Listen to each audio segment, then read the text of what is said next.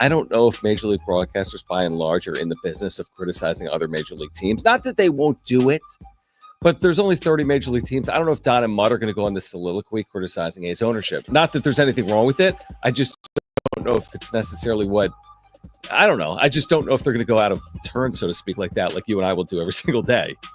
We don't work for Major League Baseball, you know? I get it. Yeah. I understand. But I also do think there's this kind of like unwritten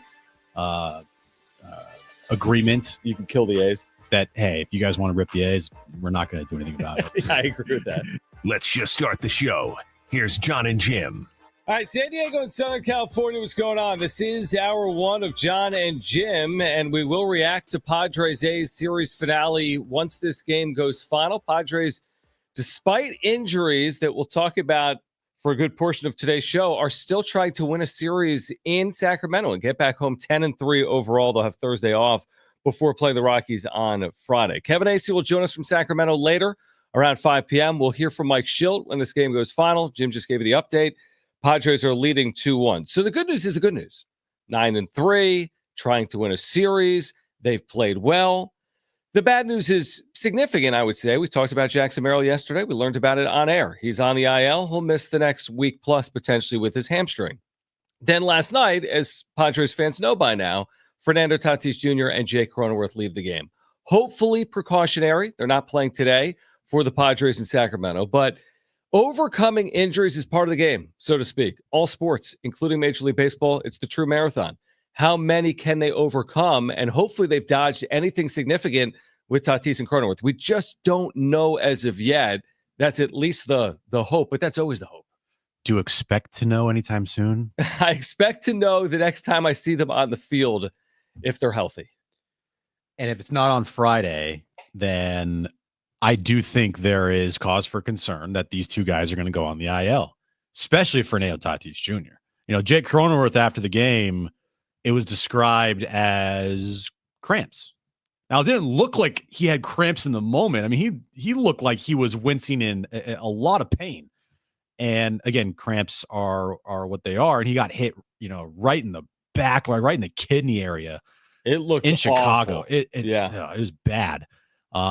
I thought he twisted and like turned his knee and like hurt his knee or his ankle or something. But the Fernando injury to me is much more concerning because anytime you put the two words together of surgically repaired and irritation, that, especially with Fernando Tatis Jr., a guy that can't stay healthy, yeah, that concerns me. Yeah, like last night, we had this conversation on YouTube like we always do. We said, like, what are you more concerned by? Merrill, who's actually on the IL right now with his hamstring, Tatis, who tweaked a shoulder, or, again, Jake Cronenworth, who was dealing with that hit by pitch. And overwhelmingly, and we had over 400 votes, over 70% of people said they were more concerned with Tatis because he is a little bit of like a handle with care guy. Right? When they put fragile on the box, when it arrives at your house and they throw it, even though it says fragile on the box. It breaks very easily. Yeah, like he, unfortunately, has always dealt with injuries throughout the course of his career, even off-field injuries that we talked about before the suspension a couple of years ago. I looked it up last night. I looked at his career transactions. How many times did I say he's been placed on the IL? Somewhere in the neighborhood of 6, maybe? Maybe more. 6 or 7 times. Now, he hasn't been placed on the IL, thankfully, as of yet. But to your point, we don't know. They can say it's a tweak. They can say Cronenworth is dealing with cramping. They can say Merrill's dealing with a minor hamstring. But 24 hours after the minor hamstring, Merrill was on the IL. I didn't expect that. That surprised me. And maybe I'm not expecting Tatis or Cronenworth, but am I going to be that surprised considering how this typically plays out? No, not one bit. The team will tell you one thing, and then all the fans and everybody in the media like, okay, he's fine. Just a one-day thing, precautionary. Boom, right. IL. Right. Like, oh, his arm is fine. Boom, Tommy John. Like that's just how this organization is, Now, again, it does take time to figure out the extent of injuries, like knowing the extent of injuries right after they happen. That's kind of impossible, but, kind of leading it on, like everything's going to be okay. He'll be back in there. Oh, he's on the IL. That happens way too much with this organization. So until I see Fernando Tatis Jr. and Jake Cronenworth back in the lineup, I will have concern. Mostly for Fernando, than Jake. But still, for both those guys, I wouldn't put out an IL stint out of the realm of possibility. No, and hopefully they could avoid it, because the thing that we harped on most in the preseason during spring training was, yes, their roster looks good, but we do have questions about their overall depth. Now, I think any minor injury should be able to be overcome. You put one player on the IL for 10 days. That's not going to tank your season. So, and that was never the expectation yesterday with Jackson Merrill going on. Nobody said, oh, Merrill's on, they can't win. But how many players, key players, could you be without and continue to have a really productive season like last year? They're already without you, Darvish. They'll be without Merrill, hopefully only short term. Hopefully Tatis, Cronenworth are back at the field Friday, but if not, it opens up a whole new conversation if they're not. So you have to overcome injuries. All teams will deal with it, but how many injuries can the Padres overcome to get to where they want to go? The good news is it's April. The good news is they're 9-3. The bad news is there's some guys out there right now that aren't anywhere near 100% based on what we've been watching. It's crazy how things change in a matter of just like 7 days, in a matter of a couple days, 2 days, 24, 48 hours. And every time talking about the Padres' great start, it was always followed with, if they could stay healthy and things can change, and the course of a 162 game season, there's going to be a lot of ups and downs. It's not like you said last night, there's no straight line ever in a baseball season. Like, rarely have you seen that. Even the Dodgers last year, they didn't have a straight line all the way to the World Series. How many things they had to deal with as far as like injuries go. Now, again, they're the team that has the highest payroll, so can't really say they overcame so much. Sure. But it stands pat is like every single team in the sport, in every sport, it's never a straight through line. There's always some adversity. You always have to figure it out. Next man up mentality. And the saying that Shildt always uses, what was it? It's winners find solutions. Yeah, there we go. You are right. There's always like an exception to a rule. Like there was a 116 win Mariner team. Well, they lost in the ALCS. Yeah. So that's not a straight line. And there's been 17-0 football teams. Maybe New England was 16-0 when they lost in the Super Bowl. Like that's not a straight line. They lost in the Super Bowl. It's so rare for everything to go perfectly all season long. I would even use the Dodgers last year. Their regular season was not a straight line. No, winning 98 games was below what they had done on average over the prior 10 seasons. Yeah, they won the World Series in the end. But with this Padres team, you're right. Why would we expect anything else? No. Last year's 93-win team was the second most wins in the history of the franchise, and they were 50-50 during that season. So why would we expect the 9-3 start to just duplicate, and all of a sudden you look up, they're 40-16 or whatever? It's not going to be like that. But I think all things considered, you're taking the start even with the Merrill situation because you think the Merrill thing is a short-term situation and hopefully he's back in the field in a week. The only other time that I can think of like recent memory where a team had a straight line through, and again, I wasn't intently watching their season, but the 98 Yankees. Yeah. I mean, there's historically good teams. Maybe one of these Chiefs Super Bowl teams, one of them that went like 15-2 in a regular season, then won the Super Bowl. Yeah, but they've always been in like every Super Bowl they've won, they've trailed. Yeah. So, yeah. But anyway, yeah, you are going to have to right away deal with injuries and see how the depth of your team is going to fare. You hope that these aren't long-term injuries. It doesn't sound like long-term injuries, but hey, we know the history with Fernando Tatis Jr. This shoulder potentially could turn into a nagging long-term injury like last year and his stress reaction in his leg. Right. The wrist, the shoulder subluxation, the back, the groin, there's been so many times with Tatis that he's had injuries and it just lingers and lingers and lingers. And then he gets put on the IL over and over and over again. And he misses significant time. And once again, now we're sitting here wondering, is this irritation to his surgically repaired left shoulder that he, hurt the other night because he went YOLO slide into third and then hurt it again on a swing?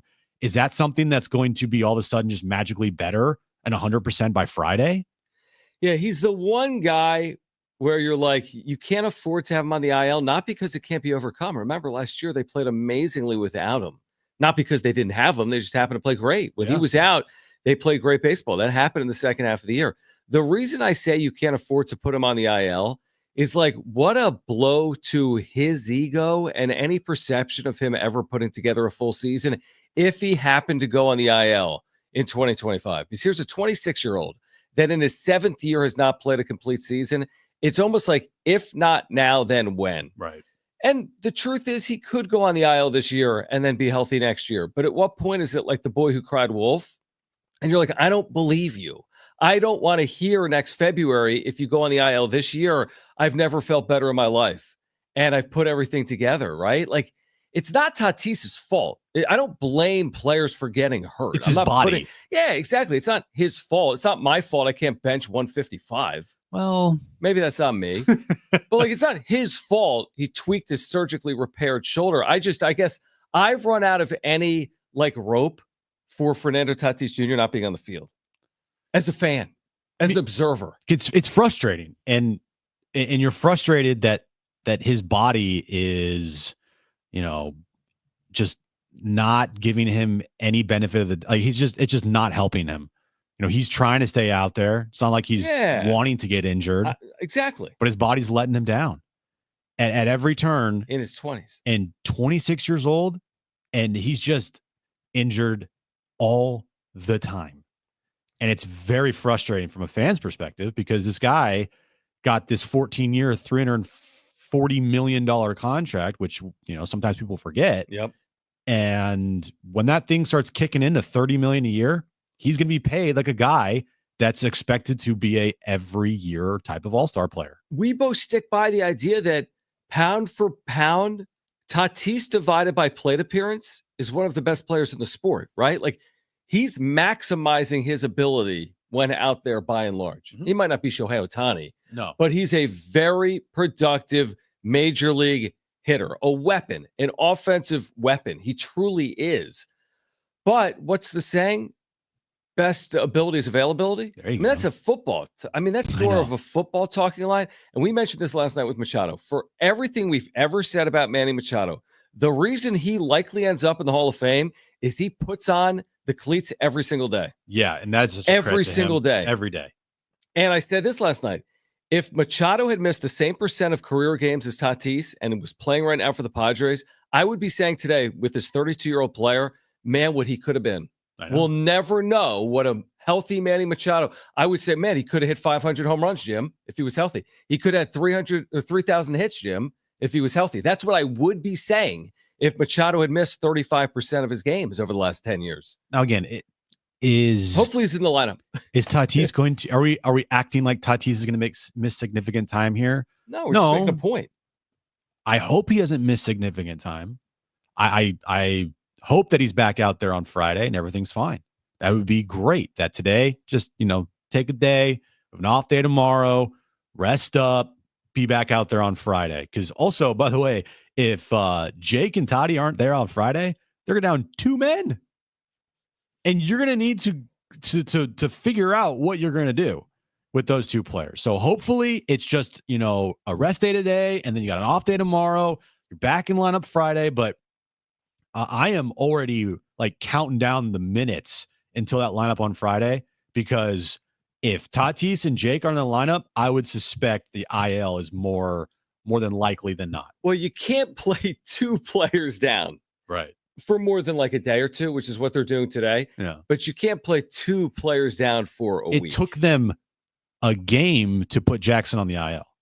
Which I think is a fair reaction, because they're probably waiting to see how he's feeling and going through some type of process. But wouldn't you think that if you get to Friday and Tatis is like, my shoulder still doesn't feel right, and Jake's like, I'm pretty sore, wouldn't you think IL's kind of in the future here for those 2? For one of them, potentially. I think you're going to try to keep both off, but you're right. You can't play 2 men down come Friday against the Colorado Rockies. All right, we'll keep you updated on Padres and A's. San Diego leading 2-1 in the 7th inning, trying to win a series. When the game goes final, we'll hear from Mike Shildt, plus Kevin Acee will join us coming up at 5 p.m. On the other side, let's switch the NBA momentarily. Huge game tonight. Lakers, Mavs, the return of Luka for the first time since the trade. What's the expectation there?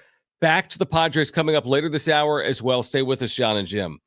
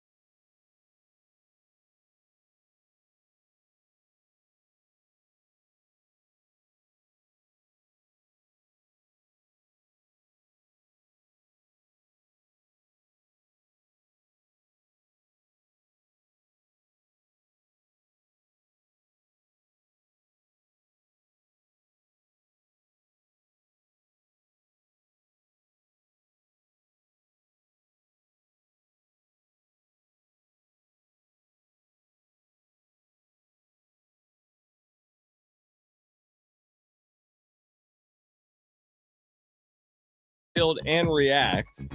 Jon and Jim with you until 6 p.m. If you missed our conversation with a longtime Major League Soccer player who's with MLS season pass, Dac McCarty, who has such high praise for SDFC, you're going to hear that coming up in about 10 minutes. So you'll hear a conversation that was from yesterday late afternoon. If you missed Dac McCarty, you'll hear that coming up in about 10 minutes. But we'll hear from Mike Shildt. Kevin Acee will join us, by the way, at 5 p.m. as well. And also, it is iHeartRadio week on Wheel of Fortune, Jim. Tonight, you at home have the chance to win an exclusive VIP experience at our very own iHeartRadio Theater in L.A. Watch Wheel of Fortune. You can check your local listings. Okay.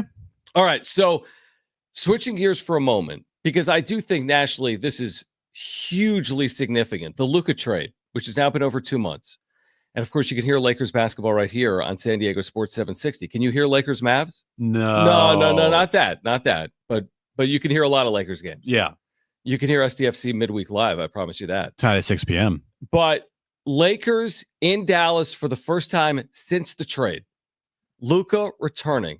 LeBron versus AD for the first time in like 6 seasons. Is AD healthy? I don't know the answer to that. That would be a no. Okay, LeBron versus a team that has AD on it, but he's not playing for the first time in 6 seasons. Maybe, but they played in LA. What's the ramification? What's this going to look like? Luka back in Dallas for the first time since a trade that was universally hated in Dallas. Standing ovation. Fans are going to give him his flowers. This is not going to be like the LeBron returning to Cleveland when he did for the first time after Miami. When he signed with Miami. Way different circumstances. Way different. Free agent, trade. But are Dallas Maverick fans going to make it known how much angst they have towards their ownership and front office? I would think so. By, cheering Luka and, maybe starting some chants that are pro Luka and anti Dallas. Right. You'll see a lot of signs there, I'm sure, which, I'm curious to see what they will say. But the one thing that does bum me out is Dallas is not good. Mm-hmm. And it would have made this matchup all that much better if Kyrie wasn't hurt and AD wasn't hurt and Dallas actually was good and they were healthy, because then you could have, these two teams, duking it out for, maybe playoff positioning. And hell, maybe even they would be looking at a first round matchup series. Yeah. And now that's just not the case. I know Dallas is probably going to make it in as a play-in, team, right? As I think the 10th or 9th seed, but let's be real. Dallas is not doing anything. They are so banged up that they're just not, they're average at best.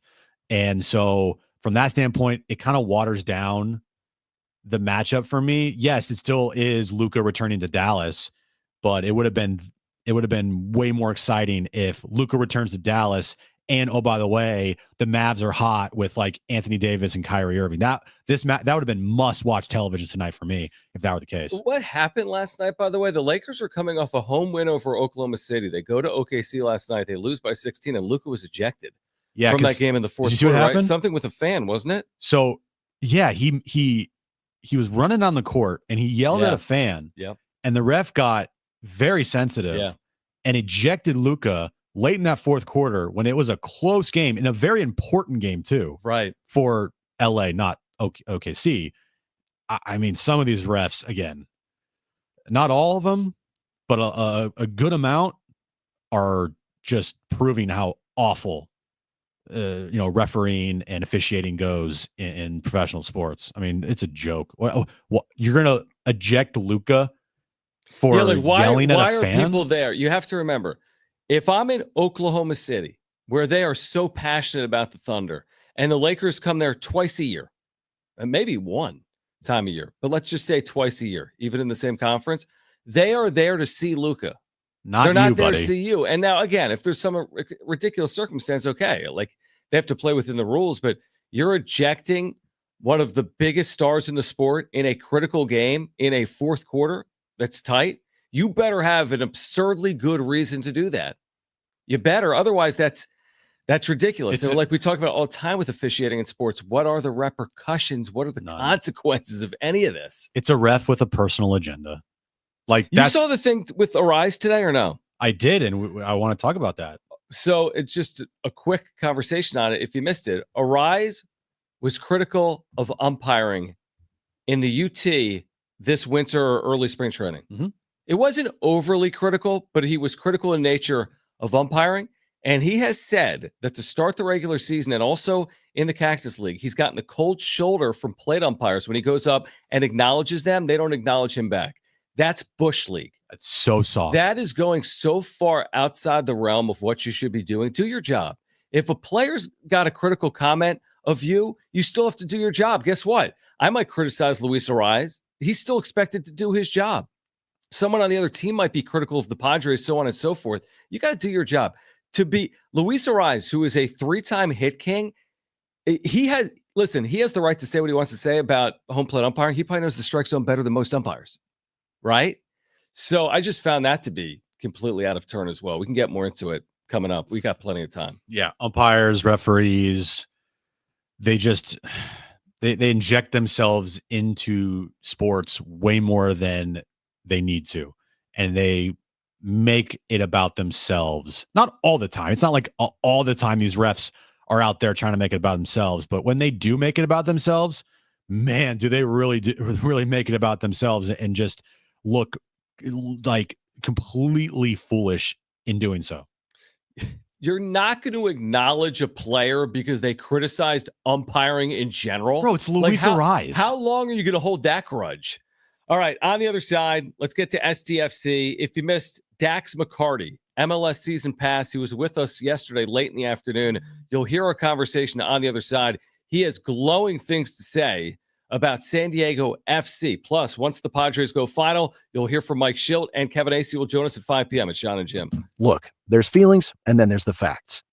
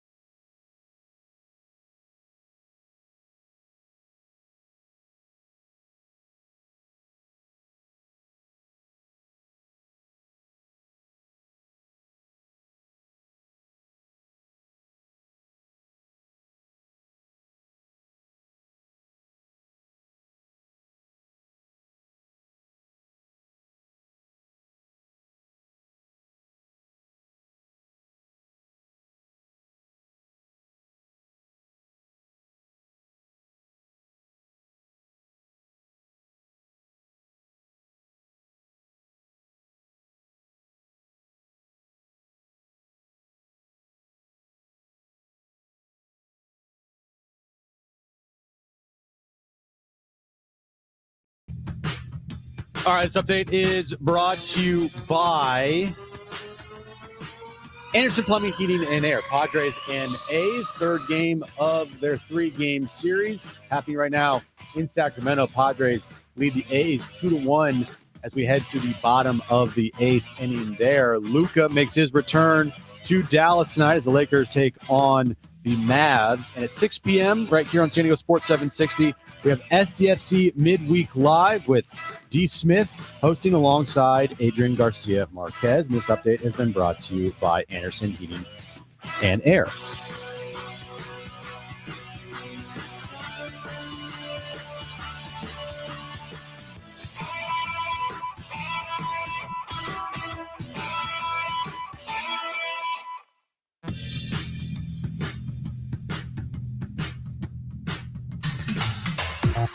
All right, once Padres A's goes final, we'll hear from Mike Shildt. San Diego trying to win a series in Sacramento against the A's. Thursday off. Friday against the Rockies. Merrill on the IL.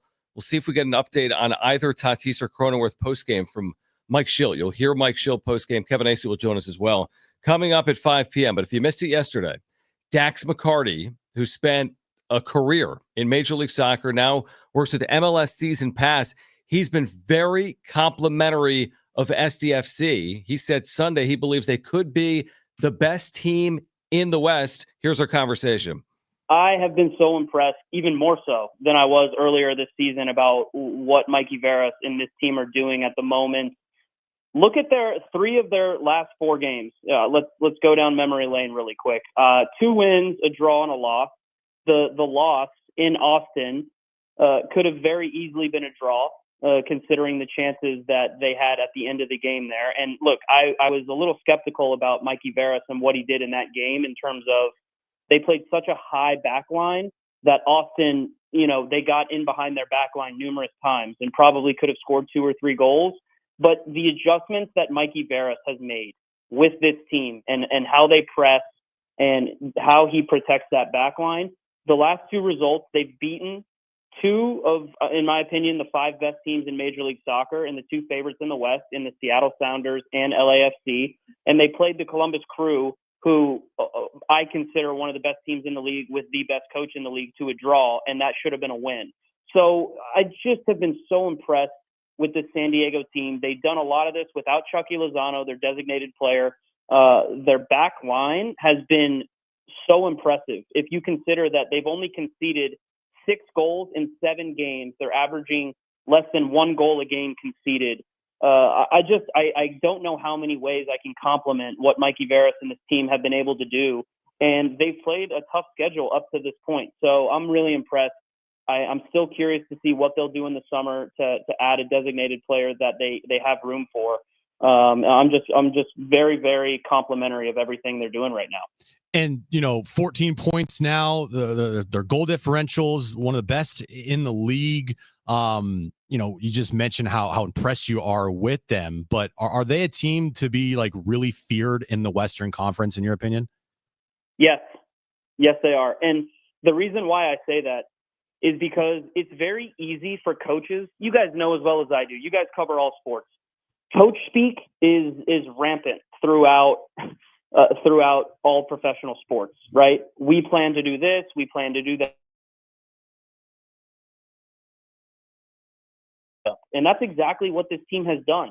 They've talked about how they're going to play and how they want to possess the ball and they want to play through the lines and they want to use their midfield and they want to play intricate passing sequences that lead to chances on goal. And that's all they've done. They've just continued to get better and better and better. And you hit on something that I use as a metric for what I consider to be very good teams, and that's goal difference. The more goals you score and the less you concede, the better your goal difference is going to be. And this team is actually first in the league, tied for first in the league in goal difference right now with I believe Vancouver, the other best team in the West. So that's a metric I use to base my judgment on what teams are for real and what teams aren't. And San Diego is for real. They have, like I said, tied for first with the best goal difference in the league. And a big question mark I had was, how are they going to score goals? They were playing really beautiful soccer, but they weren't scoring goals. They've really picked it up the last couple of weeks in terms of goal scoring output. They've scored, I believe, 3 goals against the Seattle Sounders, which is one of the best backlines in the league. And listen, guys, they're getting contributions from players who are, quite frankly, having a renaissance. My old teammate from Nashville FC, Anibal Godoy, he's been probably one of their most impressive players. And I'm sure that the San Diego fans are thrilled with what he's bringing. Great to see him get on the score sheet against Seattle. Just a really, really well put together team by Tyler Heaps and Mikey Veras.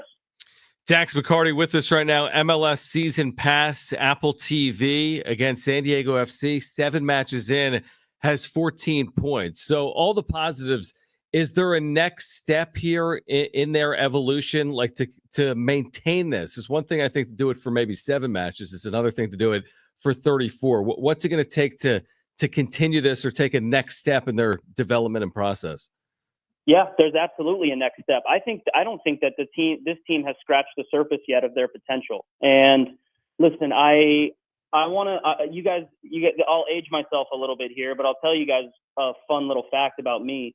Your striker, Ani Valakari, who's on loan right now, he's already got 3 assists and 2 goals on the season, and he's filled in admirably for Marcus Ingvartsen when he's through his injury.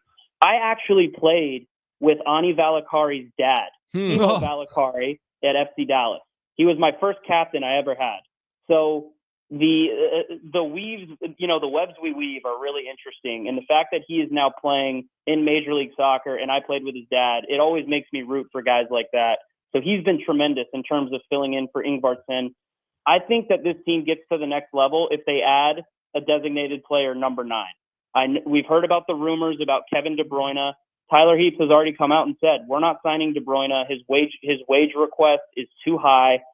I think that this team can get to the next level if they add a stone cold killer in front of goal. If they go out and add a young, hungry, proven designated player, number 9, I think the sky is the limit for this team, especially with how Mikey Veras has them playing. And also too, with the players they have, and you talked about Chucky, in his great game on this past Saturday. I mean, that's who they want to see. Like, that's the guy that they expect to see. And if he's anywhere close to that for the rest of the season, like, again, that's something that they were hoping to have with Chucky Lozano.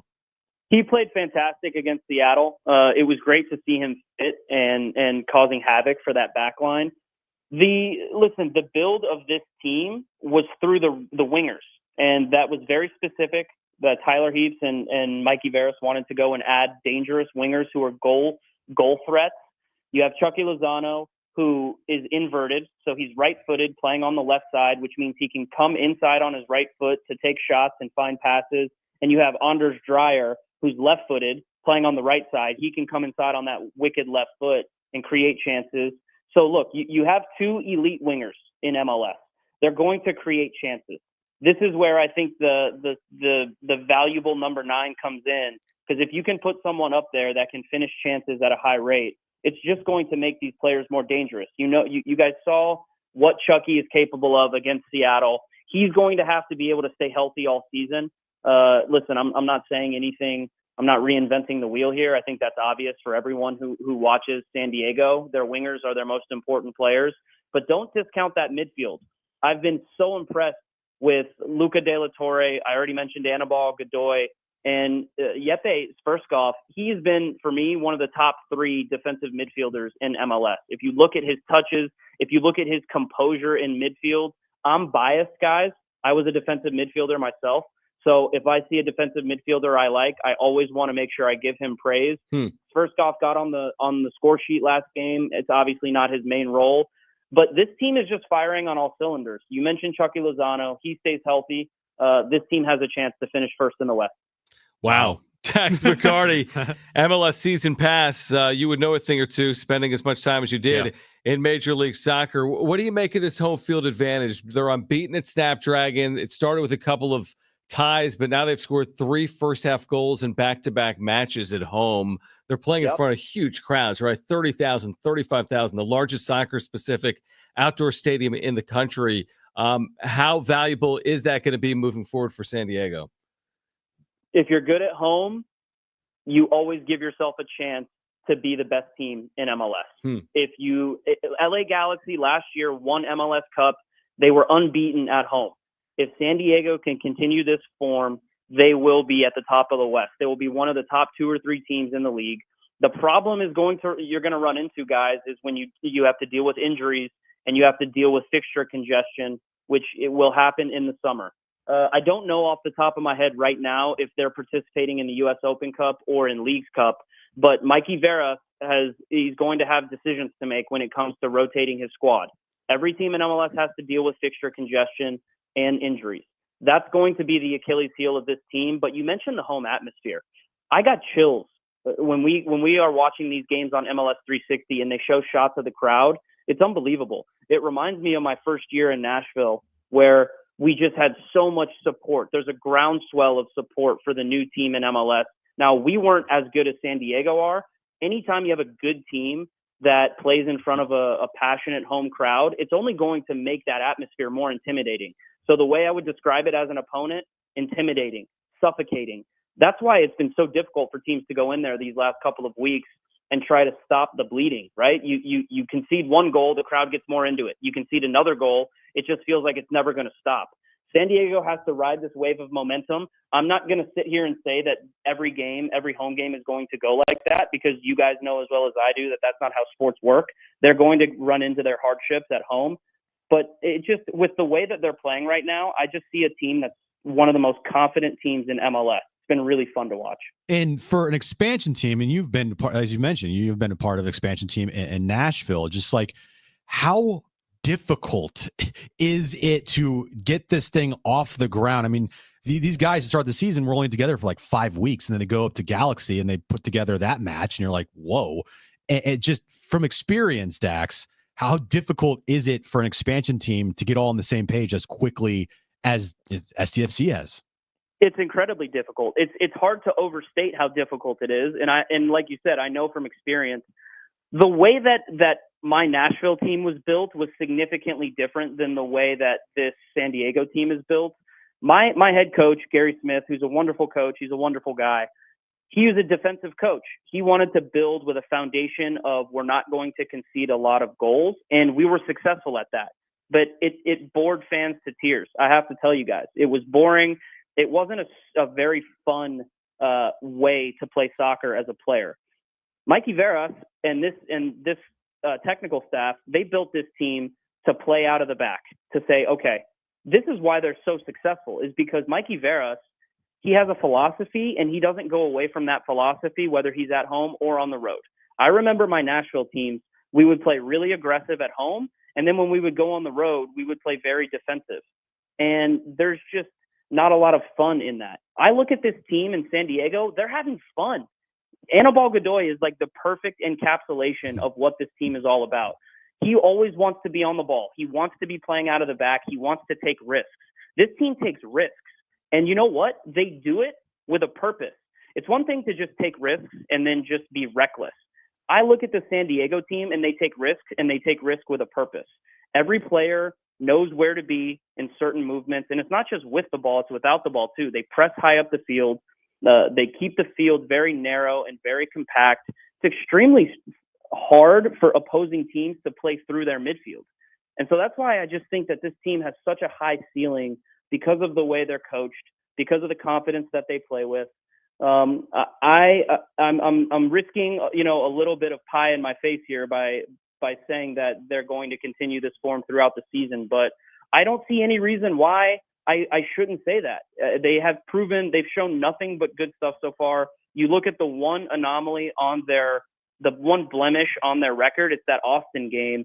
As long as they don't take the risk of playing a very high back line and letting teams with pace get in behind that back line, I don't see why they shouldn't continue to win games. That's the one thing that I would talk to the San Diego fans about, in terms of, hey, when you guys go on the road and when you play against a team that has some very fast attackers and some very fast wingers, you better be careful, because you play a high back line, teams can burn you in transition. So that's the one thing I'd watch out for from your guys' perspective that could potentially come back to hurt this team.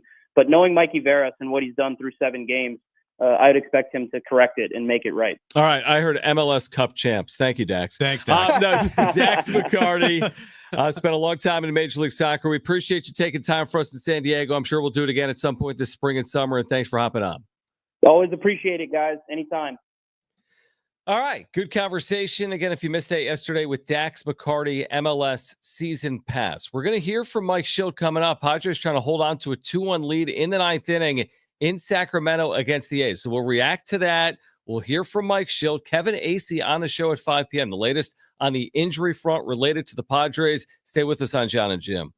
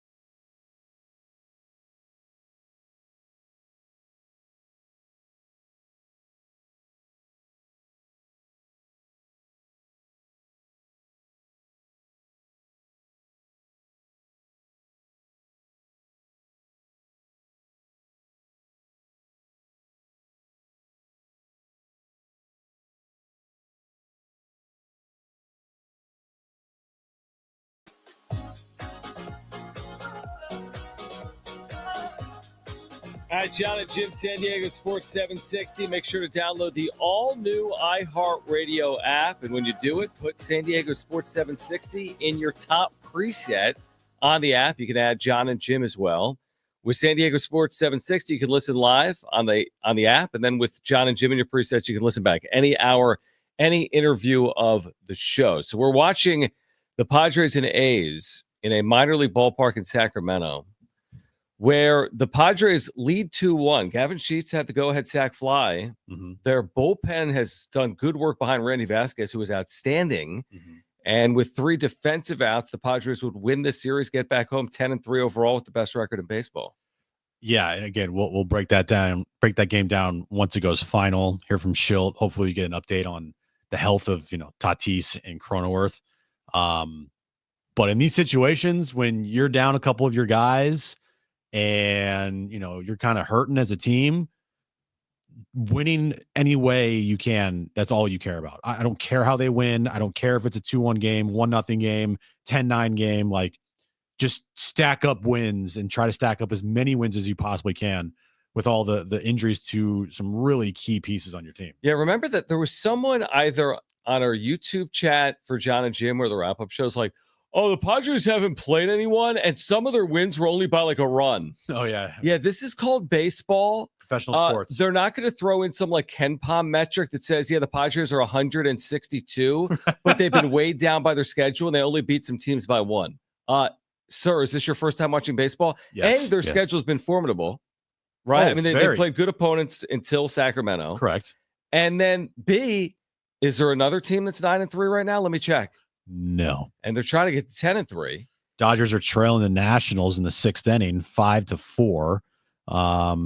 Giants are trailing the Reds. You know what? I'm not even going to do it. Do it. No, Give me I'm not doing it. Major League I caught score. myself. I'm not doing it. No, it's April 9th. We're only 11 days away from Easter. I'm not it's doing it. Easter. And you know what everyone says about Easter? Nobody cares about the standings then. It would be significant if they win this game today against the A's. They're the first team in baseball to 10 wins. History. This year, they're the first team in baseball history this year to get to 10 wins. No other team has gotten to 10 wins before, ever. Ever in 2025.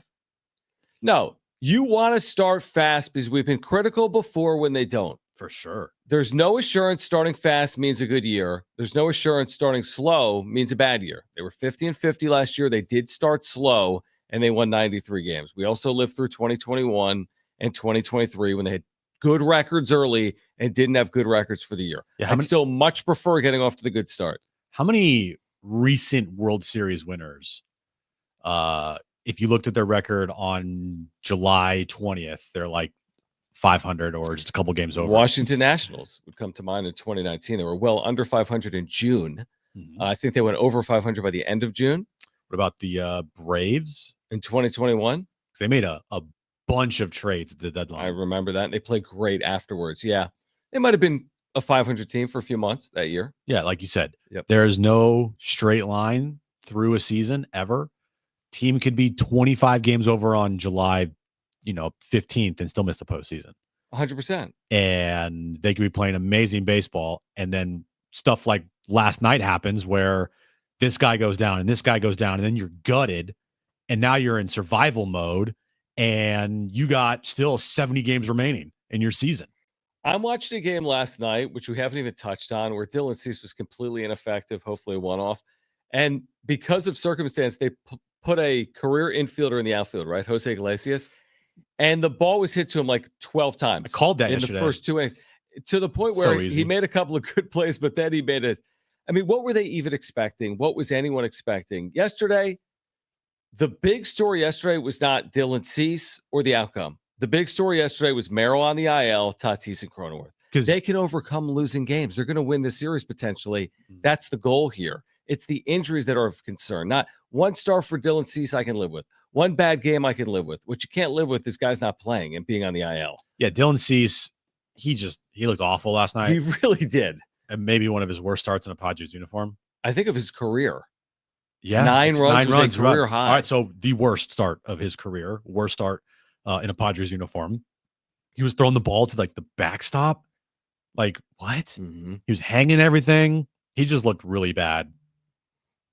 But as long as he gets out of that game feeling fine, and his velocity is still up, then all right, just go in the lab with Niebla. You'll figure something out mechanic-wise, and you'll be fine.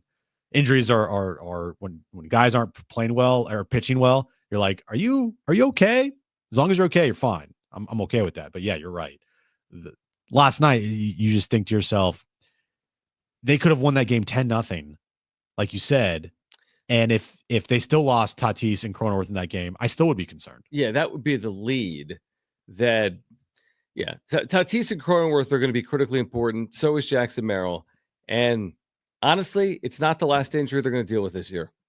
And they're going to have to overcome these. And to this point in this super young season, they've overcome things and they've gotten off to a good start. Yeah, because the injuries so far that they have had to deal with is Darvish, Jackson Merrill now. We'll see about Tatis and we'll see about Cronenworth. But those are significant. Those are very significant. Again, have they really had to deal with not having those players? A little bit. Darvish hasn't made a couple of starts and Merrill hasn't appeared a couple of games. But when you really feel the impact of an injury is when it continues to weigh on you. You know, right. when you don't have Darvish for a half season, that's different than 2 turns through a rotation. If you don't have Merrill for a month, that's different than a series. Same thing. Not that anyone thinks Merrill's going to miss a month.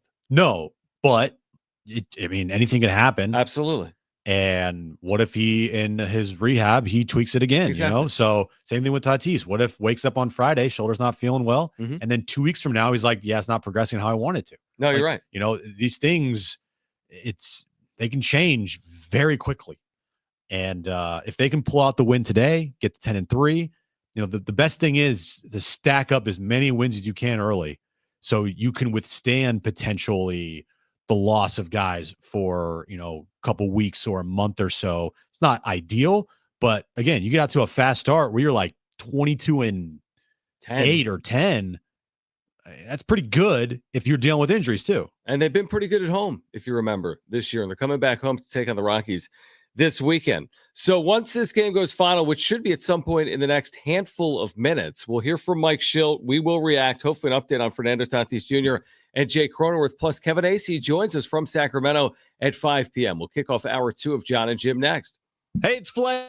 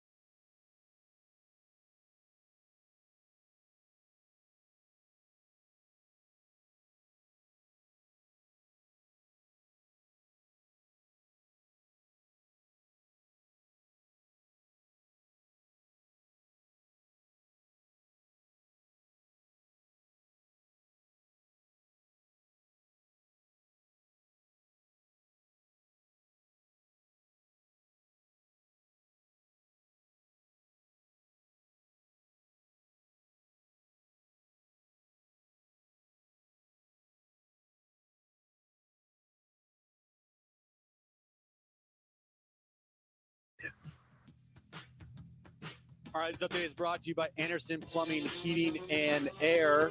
It has just gone final in Sacramento. Padres take the series over the A's 2-1. They move to 10-3 on the year. It's the best record in baseball. We have an off day tomorrow before returning home for a 6-game homestand, starting with the Rockies on Friday night. And tonight at 6 p.m. right here on San Diego Sports 760, tune in to SDFC Midweek Live, hosted by Darren Smith and Adrian Garcia Marquez. Rebate funds are running out fast. Don't get left behind at Anderson Plumbing.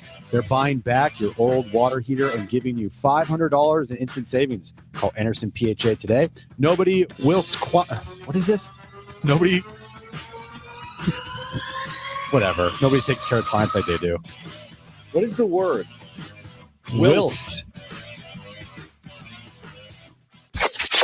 Getting you all set for that drive home. I also made the point yesterday, I think you agree with it, which is I don't know if Major League broadcasters by and large are in the business of criticizing other Major League teams. Not that they won't do it, but there's only 30 Major League teams. I don't know if Don and Mudd are going to go on this soliloquy criticizing A's ownership. Not that there's anything wrong with it. I just don't know if it's necessarily I don't know. I just don't know if they're going to go out of turn, so to speak, like that, like you and I will do every single day. We don't work for Major League Baseball, you know? I get it. Yeah. I understand. But I also do think there's this kind of like unwritten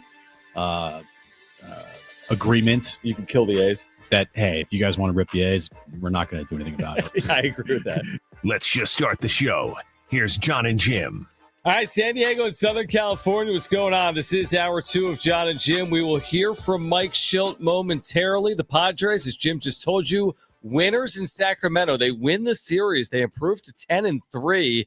They hold the A's today to 2 hits. They out-hit Oakland, or whatever they are, 12-2. Randy Vasquez was terrific. So was the bullpen. And yes, the Padres are dealing with injuries, and we hope to get updates on those coming up at some point in the next 10 or 15 minutes. Plus, Kevin Acee will join us at 5 p.m. But a 3-3 trip is a successful one with a series win in Sacramento. Now we'll wait on these injuries as the Padres come home and play Friday against the Rockies. Really good games from Xander Bogaerts, Manny Machado, Gavin Sheets getting the game-winning sac fly there. Oscar Gonzalez getting a couple hits in the game. I thought Randy Vasquez pitched really, really well. 5 innings. The walks are still going to be something he has to work on. 3 walks on the day, but only 1 hit, 1 earned run allowed, and the bullpen came in and just shut the door. Morejon, Estrada, Adam, and Suarez. 4 shutout innings, only allowing 1 hit, 3 strikeouts, 2 walks for the bullpen combined. Really good game after last night's really just, kind of, clunker of a game. Insult to injury. Yeah. Here's the thing about today. You might say, okay, well, they beat the A's 2-1. They did it without their team. I mean, they didn't have Jackson Merrill, Fernando Tatis Jr., or Jay Cronenworth, and they weren't pitching one of their, the Dylan Ceases, Michael Kings, Nick Pavetas, the guys you're expecting and counting on throughout the course of the year. Now, Randy Vasquez has given them opportunities in his first 3 starts, and I know the A's aren't the Dodgers, but winning road series matters, and winning half your games on the road adds up to a playoff formula, and they went 3-3 on this trip through Chicago and Sacramento. And considering everything, we said it when they were 7-0. We said we'd hope for more than 3-3, but you take it, because if you get home 10-3, can you bank those 7 wins? You have Colorado coming here. You're capable of winning that series, even with injuries. And then the Cubs will be here, maybe some payback after losing 2 of 3. So I think it's all worked out very well. Other than some of this health stuff that is a real concern, on field, what we've seen, you can't ask for a better start than this. This is as good as the Padres have ever done at 10-3. You bank these wins and you just move on. It's just simple as that. And after Saturday's game in Chicago, a 3-3 road trip, you're signing up for that. And that's what they did. They took care of business. I keep wanting to say in Oakland, but just say it. In Oakland, they took care of business. Coliseum. Yeah, they took care of business in Oakland against the A's, winning the series. Would you have liked to see a sweep there? Yeah, you would have, against a team that, before yesterday hasn't won a game at home, and they're expected to be one of the worst teams in baseball. But hey, beggars can't be choosers, and I think a 3-3 road trip, the first road trip of the year with the injuries that you sustained in that road trip, take that right now. 10-3 going home. It makes the 7-0 homestand to start the year.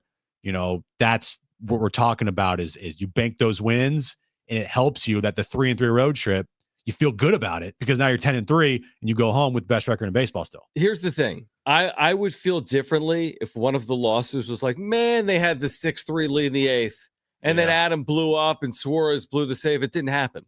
So the games that they've had late leads in, they've won. The 3 games they've lost this year, they weren't really in position to win yesterday. Yes, they jumped out to a 3-0 lead, but it's not like they coughed up the game. They allowed 6 runs in the bottom of the first inning. They never, got back in it. They lose 10-4. So it's like when they've had leads late, they've protected them. They've overcome some deficits this year. Their 3 losses are all losses that they didn't really have a business of winning in. So, yeah, I think you turn the page. The thing that we're going to harp on continually with Kevin Acee at 5 p.m., and when we hear from Mike Shildt, I don't know what update he'll have for us because they played last night, now today. So the health updates, they're going to be very ambiguous, would be my guess. But that's what we're all thinking about. Like, where's Jackson Merrill? He's on the IL.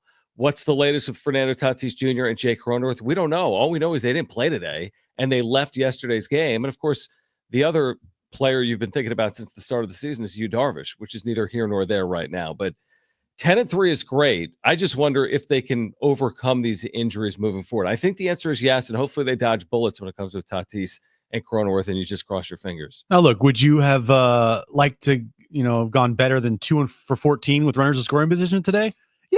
Yeah, you would have. 1 for 8 yesterday, 3 for 16 on Sunday, and a win. It's not great. I don't know what they've hit with men in scoring position this year. It can't be great. I have not looked, but you're right. I don't think it's that good. They've overcome that, though, apparently. Yeah, right. They have. They I can't remember a time on this road. Well, let me take that back.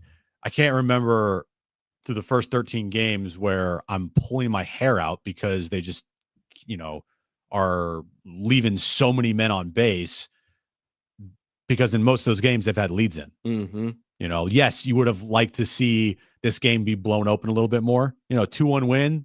Okay, 2-1 win. Probably should have been a 5-1, 6-1 win. Right. But it wasn't. And you move on and you take it. And a win's a win. And you're not complaining about it at all. And you look up at the standings. They are what they are on April 9th. But I think it is significant that the first team in baseball, the 10 wins, is your San Diego Padres. That's pretty cool. Yeah, I agree with you. I need to know what they've hit this year with men in scoring position, because remember in 2023, they were the worst hitting team ever. They were awful with men in scoring position. Then they bounced back and they were really good with men in scoring position a year ago. I'll find it. Here it is coming into today, Jim. Coming into today. Want to take a guess? Coming into today. Which again, what'd they do today? Did you say? 2 for 14. So they didn't help their cause. No. Like, do you want me to give you the average? I'd like the average in OPS. I'll say 256 with like a 680 OPS. Pretty good. 242 with a 681. Ooh. OPS. And again, I didn't know that, but yeah. And now that's going to go down with their 2 for 4. So they're hitting like 238 with like a 670 OPS, and they're 10-3. Yeah. That's only going to go up. That's only going to improve. Listen, they have the pieces that you need. This elite bullpen that you just touched on, the back of this bullpen is going to hold a lot of leads. Hopefully, they have so far. The rotation, I think, is more than good enough and can get strengthened with Yu Darvish. Their lineup when healthy is legitimate and capable, and they got Shildty, who has proven to be like a good luck charm since getting here or managing over the last 2 years. I don't think it's luck. I think he's just a good manager. Whatever. It's Shildty. Whatever it is, it's Mike Shildt. And I agree with you. I think he did a nice job with St. Louis. I think he's probably done a better job here. So you add all that up, and AJ Preller and the work he's done behind the scenes the last couple of years, and you add it all up, and I don't know if they're going to finish the year with the best record in baseball. In fact, I'd be surprised if they did. I would be surprised, yeah. But did not have that on my bingo card coming into the season. But they might be better than we thought they were going to be to start the year, too. That's possible. Oh, they already are. Well, they are right now. Yeah, I did not envision a 10-3 start. No, but I'm thinking about where they're going to finish. Right. And I don't know. I had 88 wins. Yeah, I think we both said that. I still think that, that's a pretty respectable number. Now, again, you rack up all these wins, those things change. Because then if you played like 3 or 4 games over 500 the rest of the way, then you're, I think, 88, 89 wins, right? Because if you look at their 7-0 start, 3-3 road trip, you're 10-3. Yeah. So what are you saying? If they finished if they played 500 baseball the rest of the year, that's 85 wins. And then if they played a couple games over that, it's like 87, 88 wins right there. I don't typically trust your math, but it may be right because 85 wins is how many losses? 77. Mm-hmm. So if they go one game over 500 the rest of the way, this is what Kevin said when they were 7-0. Yeah. If they go one game over, they have 85 wins. I But said then again, it took 90 last year to reach the postseason. Right. And I'm like, if they go a couple games over, then you got 88 right 87, there. 88. Yeah. You're right. Yeah. And I still think this team Can do better than that. And they have stretches in them that are, I think, going to, be not 7-game win streaks, but I think they can put together some 5-game win streaks here and there. When they get hot, they're a streaky team. You just hope that they don't have those 5-6 game losing streaks, even though they had them last year and they still won 93 games. So again, if they do have a 5 or 6 game losing streaks this season, well, you just go back to last year and they overcame that. Well, here was the concern. And here I kind of buried this because, again, I think when you have King, Cease, Pivetta, and the hope of getting Darvish back, you feel good about your rotation. But here was the concern. The last turn through the rotation, they had an 11.21 ERA. Oh, yeah. Now, you might say, well, it's Cease, right? He had this blow-up outing. That's going to inflate everything. But in 5 starts, those starters combined to go 17 2/3 innings. That's less than 4 innings per outing, their last turn through the rotation. So that's not sustainable for a good team. But I prefer to say that's an aberration. I prefer to bet on King, Cease, Pivetta. I really think Vasquez has been good for this team. 5 more innings of 1-run baseball. We'll see about Kyle Hart. I'm certainly not sold at this point on Kyle Hart, but I think the rotation should be good enough. It should be one of the better rotations in baseball, truthfully, once they get Yu Darvish back. So hopefully that's the aberration because, their last turn through, they had an 11.21 ERA. Randy Vasquez this year, other than the walks, has been fantastic. Yeah, absolutely. 15 2/3 innings pitched so far this year. He's got a 1.72 ERA. And if he just cuts down on those walks, man, pitching 6 today, or what did he pitch? Yeah, he pitched 5 innings today. Sorry. 5 innings today. That's all you really are asking from him. You're not asking him to go 7, 8, 9, hey, can you get us into the 8th inning? You're like, what? You're asking Randy Vasquez with this really good bullpen, can you give us 5 quality innings and hopefully we have the lead by the time we take you out so we can go to our really good bullpen. Yeah, it's such a good point. He'll never be asked all year by and large, even when he's built up. Yeah, he'll work into 6th innings. Yeah, he'll probably work into a 7th inning, but you don't need to reach for an extra out when you have a bullpen as good as the Padres bullpen is capable of being. I want you to guess how many pitches he threw today. In 5 innings? Yeah. I will say, carry the one, 74. 61. And they went to their bullpen there. Yeah. So again, that just proves they're 100% content with 5 and dive. To just give us 5 solid.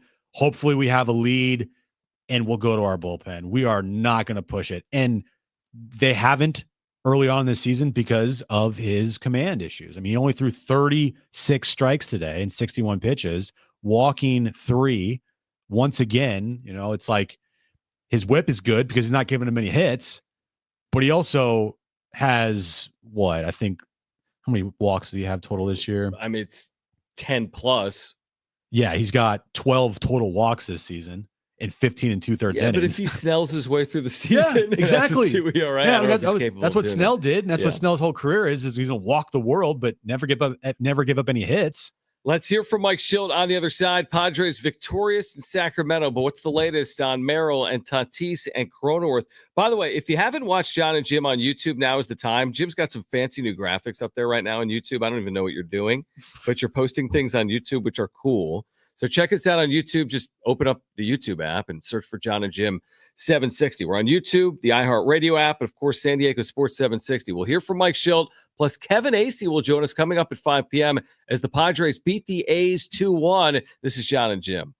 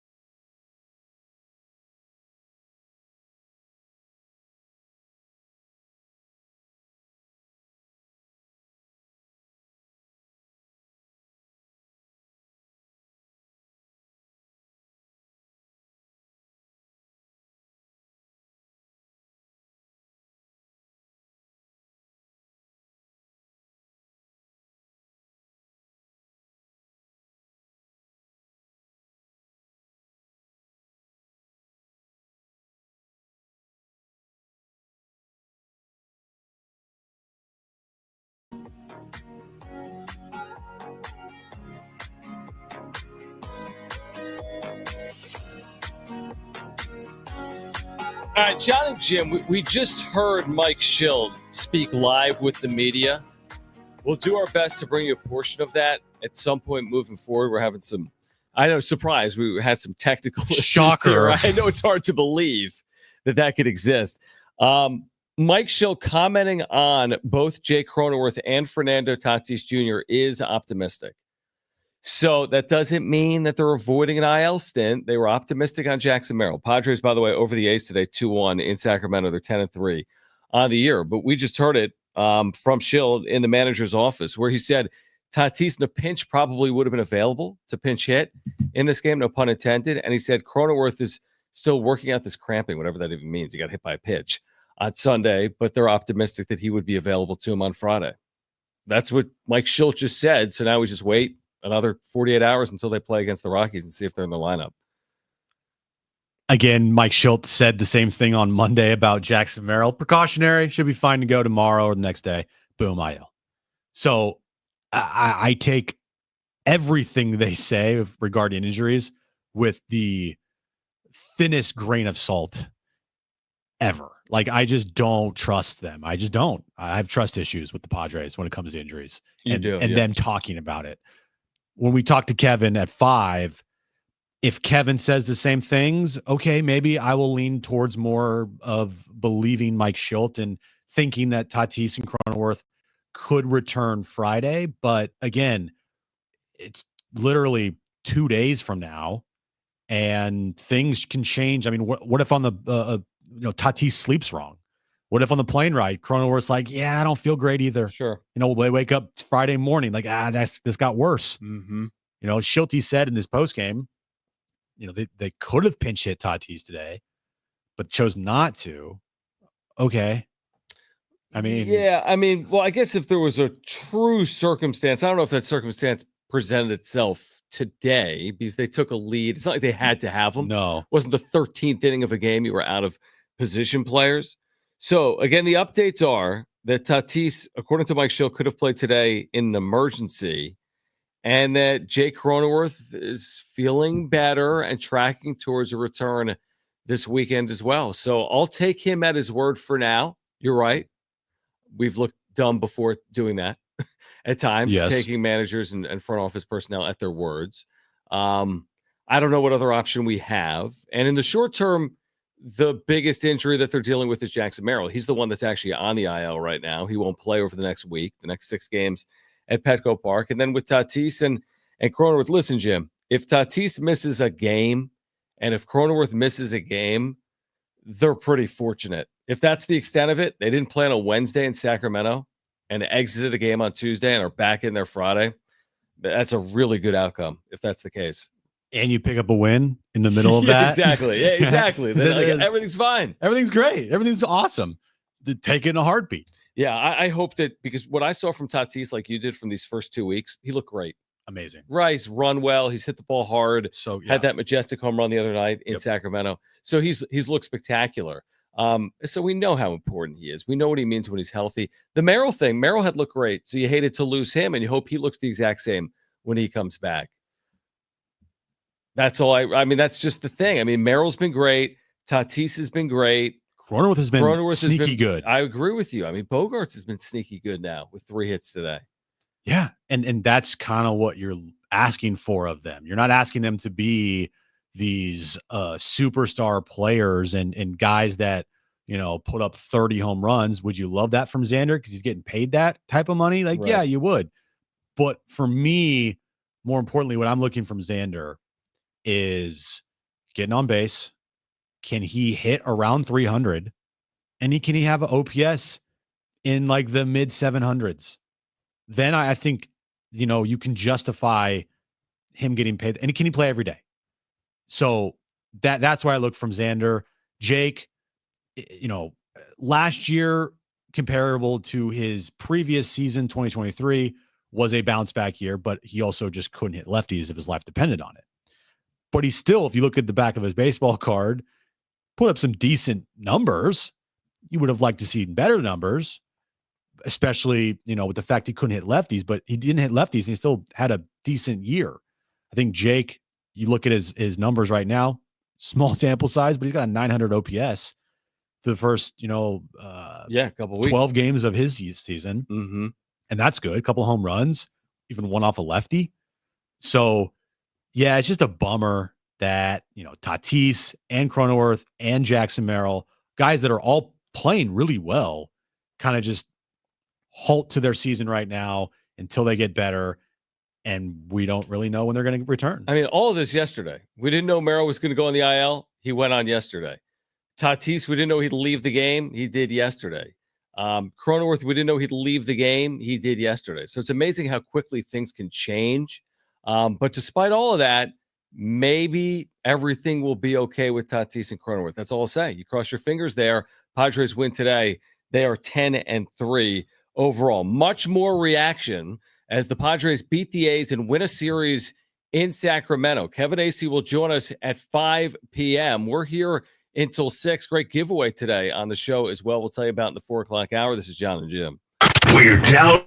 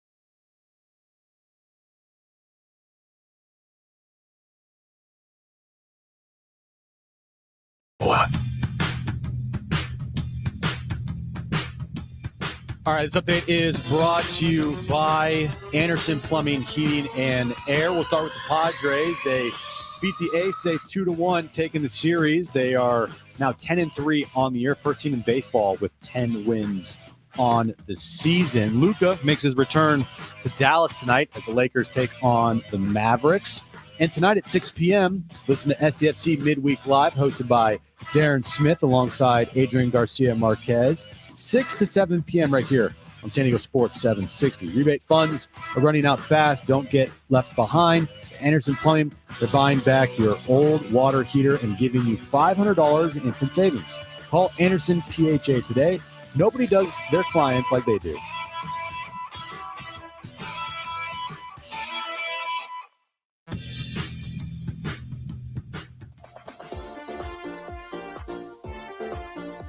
All right, another series win for the Padres. And again, if you missed the updates from Mike Shildt a moment ago on both Fernando Tatis Jr. and Jake Cronenworth, they were encouraging from Shildt.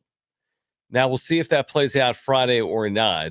They don't have the luxury with two players, quote-unquote, ailing, to not play them and not make a move, right? You don't usually play two down. I mean, playing one down is even hard to do. You do it for someone like Manny Machado or for Fernando Tatis Jr. if you think you get him back in 2 or 3 days. These are special players.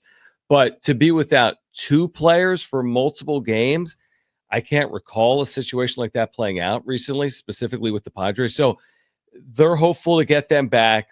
We know what they mean. This Rockies series coming back. I mean, they're 7-0 at home. They have the Rockies at home for 3. Like, it's already been awesome at Petco Park. You can imagine, like, they can really ramp this thing up. You have a good weekend against the Rockies, and, you know, you're the best team in baseball in your home ballpark, as they typically should be. They're playing in front of these great crowds. They've had this great start at home. Hopefully that continues this weekend. And when you start out the year 7 consecutive wins, That helps. all you're asking for is just win series. Just win series. Take 2 out of 3. Take 2 out of 3. 2 out of 3. And you look up, and that's over a good amount of time. That's going to pile up, and you're going to be sitting pretty good. So, yeah, the Rockies, one of the worst teams in baseball. Yes. Are they going to finish in last place in the NL West? Yes. Have they been a annoyance to the Padres over the years? Yes. And would I take taking 2 out of 3 at Petco this weekend? Yes. I would. I again love if they would sweep the Rockies this weekend, and we'll get into more of that, you know, later in the week, closer to Friday. But right now, it's just win series, and if you do that, thanks to the 7-0 start to your season, you could really be, you know, in a good position in, you know, a month from now. I'm declaring it a gotta have series at home against the Rockies when I consider this. The Rockies are 2-8. They're 1-5 on the road. They went 24-57 on the road last year. So this is the type of series, to your point, you're going to have to win. I go back to 2023. They weren't good against bad teams in 2023. They were much better against bad teams in 2024. By the way, that's the difference between getting into the postseason or not. How you play against bad teams. It matters just as much as how you play against good teams. For sure. What they just did this week on the road against Sacramento is they won a series. That's all you can ask of a team. So, yeah, the Sacramentos, the Miamis, the Colorados, these are the gotta-have series.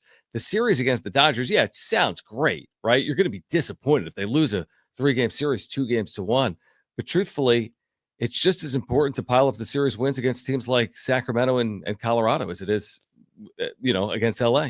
Yeah. How many times you see teams just like the Dodgers over the years just dominate the Rockies? Yeah. And you look at the season series between those teams, they say they play, I don't know, 12 games against each other. And the Dodgers are, what, 9-3? Yep. Like that goes a long way in your season if you can beat up on the bottom feeders in baseball. Right. You know, when you start losing, and we've seen the Padres do this, when you start losing to the you know, awful teams, then it puts pressure on you to play good baseball against the better teams. And if you don't, then you don't have any wiggle room. So, yeah, I look at this start, and you could not be happier. Again, the only thing that's concerning is just the fact that, like we said, there were going to be problems this year, and that's happens in every season. And it happened to be two weeks in, and you're now wondering about the health of Tatis and Jake and Jackson Merrill. No big deal.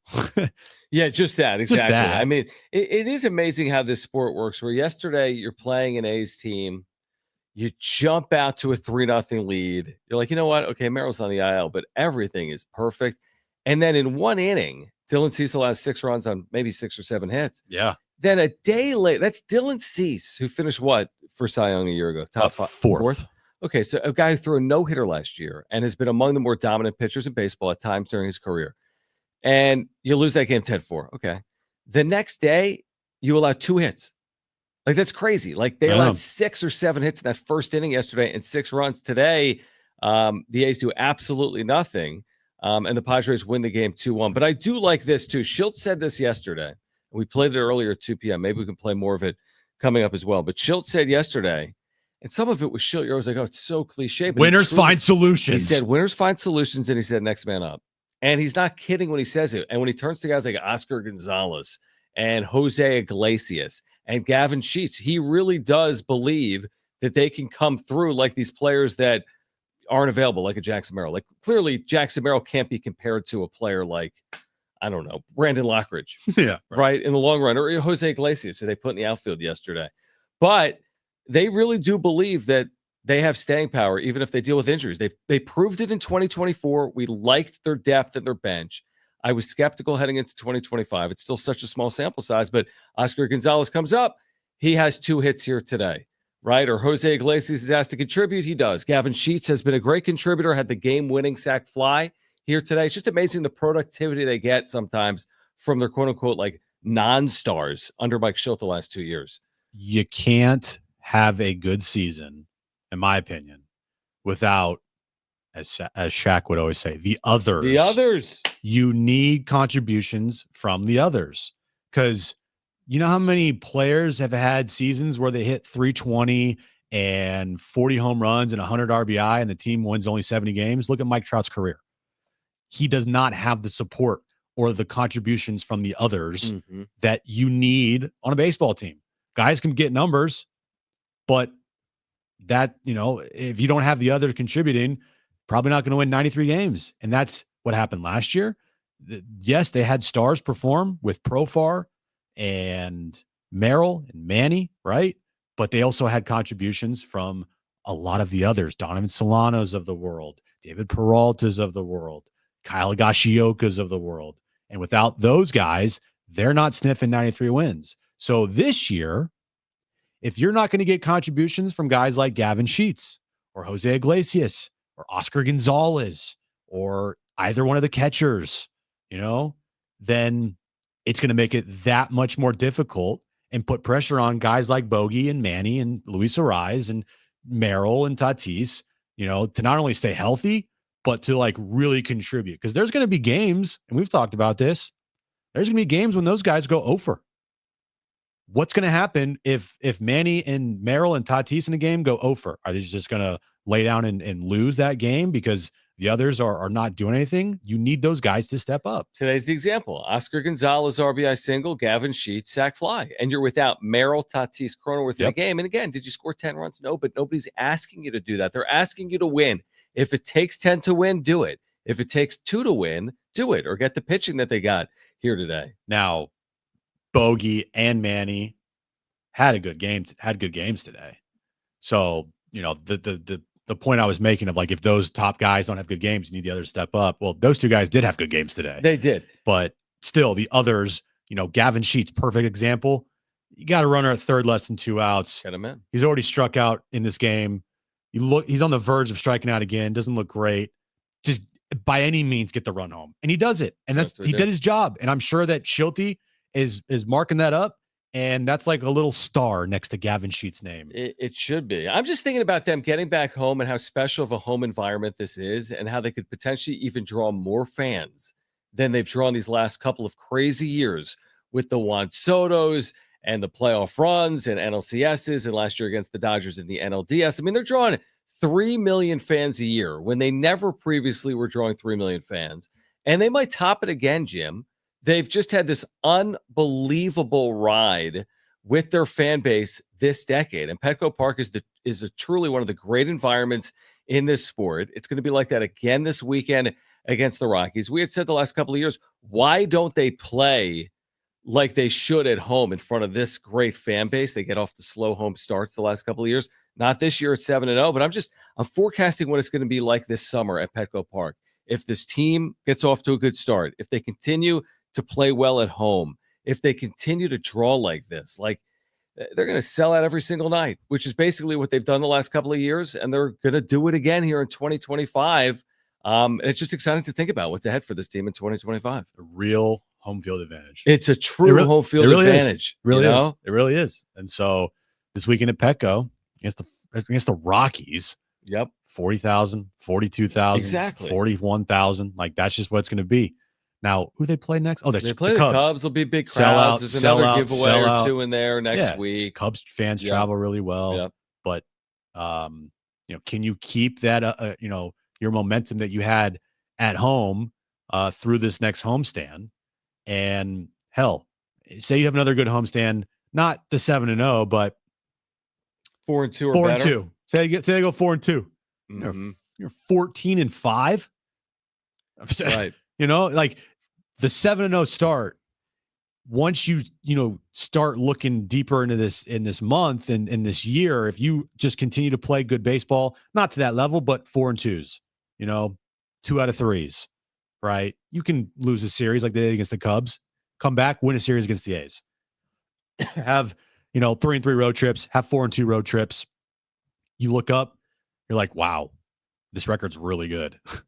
Yeah, it's always something when a team is able to get to a spot where you're like, it's not that it's on cruise control, but it allows you to do some things with like your rotation in the second half of the year or rest guys, because it's like not every game is going to mean everything if you put yourself in playoff positioning at the halfway point. That's not what they did last year. They were 50-50 coming out of the All-Star break, and then they went on that second half tear. I could make an argument either way. I like playing well down the stretch, which is what they did a year ago, yet it still didn't pay off, even though I thought it was going to pay off in real time. And sometimes we've said over the years with the Dodgers, they get off to these starts where they're 25, 35 games over 500, and they're just cruising. They're in cruise control in September, and it hasn't necessarily been to their benefit.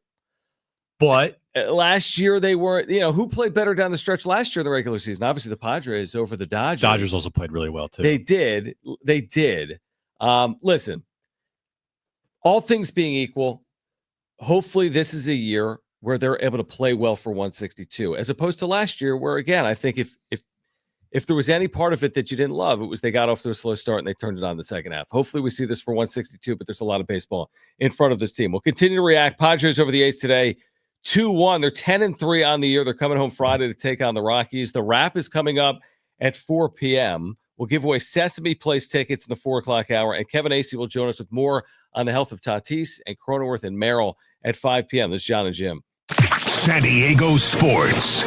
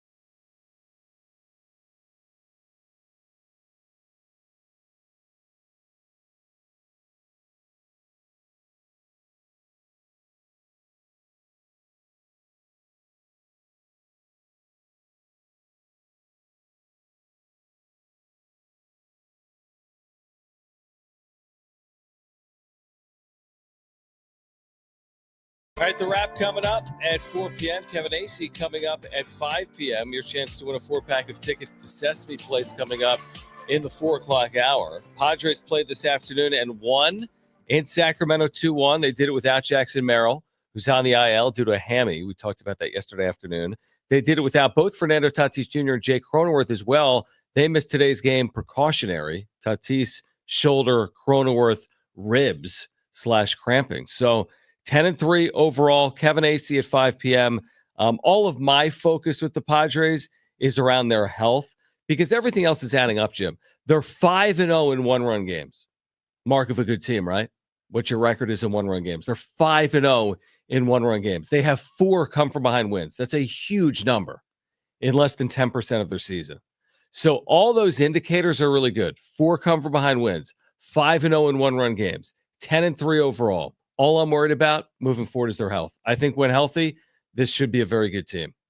And we'll get Shildt sound here in a minute talking about Jake Cronenworth and Fernando Tatis Jr. because I'm curious to I know we saw quotes, but I'm curious to hear him talk about those guys.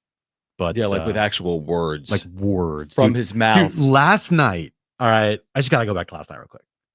Last night was so funny to me because obviously the main story after the game is the health of Tatis and Cronenworth, right? Mm-hmm. I don't care if they lost. And the first question was asked by Kevin, and as the first question should have been, is Shildty, do you have an update on Fernando Tatis Jr.? No, it's just like thoughts on Tatis. Oh yeah, what it was? What did he say? It was. I mean, we have the sound. Can you tell us about Fernando Tatis Jr.? Yeah, and he said, "Oh, he's a great player. Yeah, he's a really good player." And then he started going on, and then eventually got to his injury, and I'm like, so Mike Shildt, dude, Mike, I don't care. What is his injury status, bro? Yeah, like no, we're not. We know he's a good player. He's in his 7th season in the major leagues. We've seen him be. That's great. You don't need to glaze him up. We know he's great. I think he was messing with Kevin, but you're right. He always is optimistic about everyone. I know. It's like he has to be complimentary before starting any sentence about someone. He is so funny. He was hilarious with that last night. I can't. I mean, it took me a while to really understand Mike Shildt because at first last year, I'm like, who is this guy? Like, this team is losing 5 games in a row more often than not. And he's sitting there being like, Randy Vasquez pitched really well. Oh, by the way, we lost 9-2. Stephen Kolek, that double play in the 9th inning was awesome. I'm like, yeah, before I go, I know we Mike lost by 10, but I need to talk about Stephen Kolek. Here's the thing. But he's a good manager, so you live with it. Well, it's all good when the team is good. Right. It's all good when the team is good.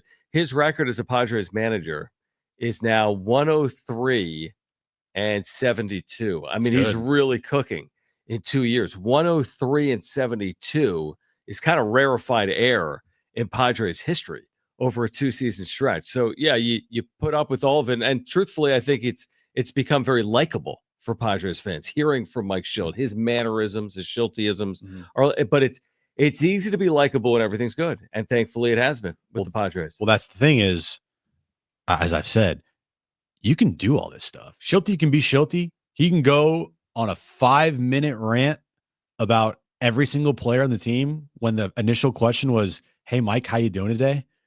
As long as they win. Mm-hmm. Like, if they don't win, I'm sorry, the stuff doesn't become as lovable as it is right 100%. now. That's how it is. Hey, man, as long as they win, Shildty can do whatever he wants. But he is such a character. He is so funny, and he's a good manager. And so all of that combined, I just love hearing Mike Shildt talk because he can say literally anything, and the content is so good, dude. It's so good. All right, so we're going to hear from him. Brent, let us know when you have it and how it starts. Again, this is Mike Shildt postgame. Padres beat the A's 2-1. Where does he start this conversation? This is going to be just on the game in general and the win in Sacramento for the Padres. Yeah, team effort, hard earned. I mean, it's a good win. Finished up a road trip. Quick turnaround. Going to play regardless of circumstances. Guys got after today, man. It was a really gritty win, and Vasquez did a great job setting the tone on the mound. You talked about Bogarts the other day. I imagine you saw more of what you had been seeing from Bogarts today, just maybe the results coming Yeah, out. you just see good at bats, and that's the thing that we talk about occasionally. I don't get too wrapped up in the numbers can be skewed either way. But I've seen a guy in Bogey since the first live batting practice in spring training look like a guy that's really locked in, has a good swing going. So, I've seen good swings, good at bats, taking his walks, and doing some damage in the zone, a couple doubles a day. Really impressive at bats by Bogey. Do you have any updates on Tatis and Cronenworth? I do. Nothing, Crony, we still feel like cramp, still getting some of that out of there, inflammation fluid a little bit out of there. We do expect him, but we'll hold our feet to the fire with him being in there on Friday. Toddy had a good night, good day today. Could have been available in a pinch. Clearly stayed away from him. So he's optimistic. We're optimistic as well.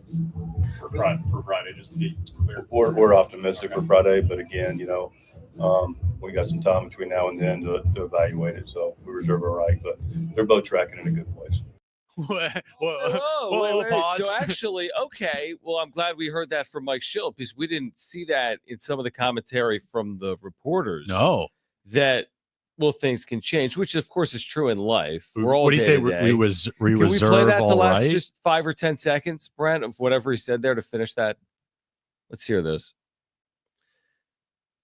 We got some time between now and then to evaluate it, so we reserve our right, but they're both tracking in a good place. We reserve our right means that I can change what I'm saying. We can change our tune here. Mm-hmm. Right now it's good, but things can change. As we've said, that everything was tracking for Jackson Merrill to play probably today, and that was on Monday, and then the next day, boom, he's on the IL. So I thought changed. when he was out Monday, Merrill, he'd play Tuesday. That was my initial. I thought he was going to play Wednesday because it was the lefty starter, but I thought they'd find a way to get him in there. And you got a day game Wednesday after a night game. I just thought. What's the day game have to do with it?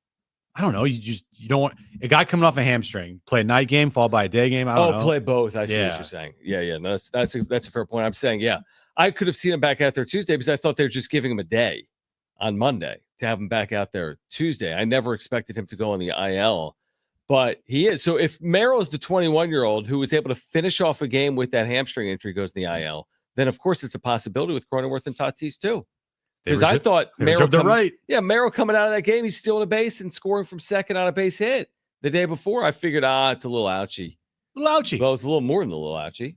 It's a IL ouchie. Exactly. So, okay, I still would say all things considered, could be worse. That's what I'm thinking. Let's be honest. The Tatis thing that happened yesterday where he, quote unquote, tweaked his shoulder. I mean, let's hope that that's minor. Like, we didn't see, like, his arm fall off. No, but, I mean, being taken out of a game, that's not nothing. That's not nothing. And the Cronenworth thing has an explanation. He was hit Sunday. Yeah. You're just going to have to deal with it, probably.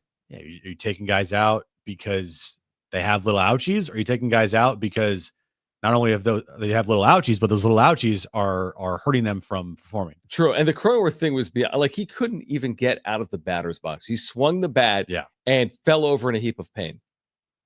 Yesterday. Yeah. So I don't know. Will either or both be in the starting lineup Friday night when the Padres entertain the Rockies? Will either or both be in the starting lineup on Friday? My guess right now,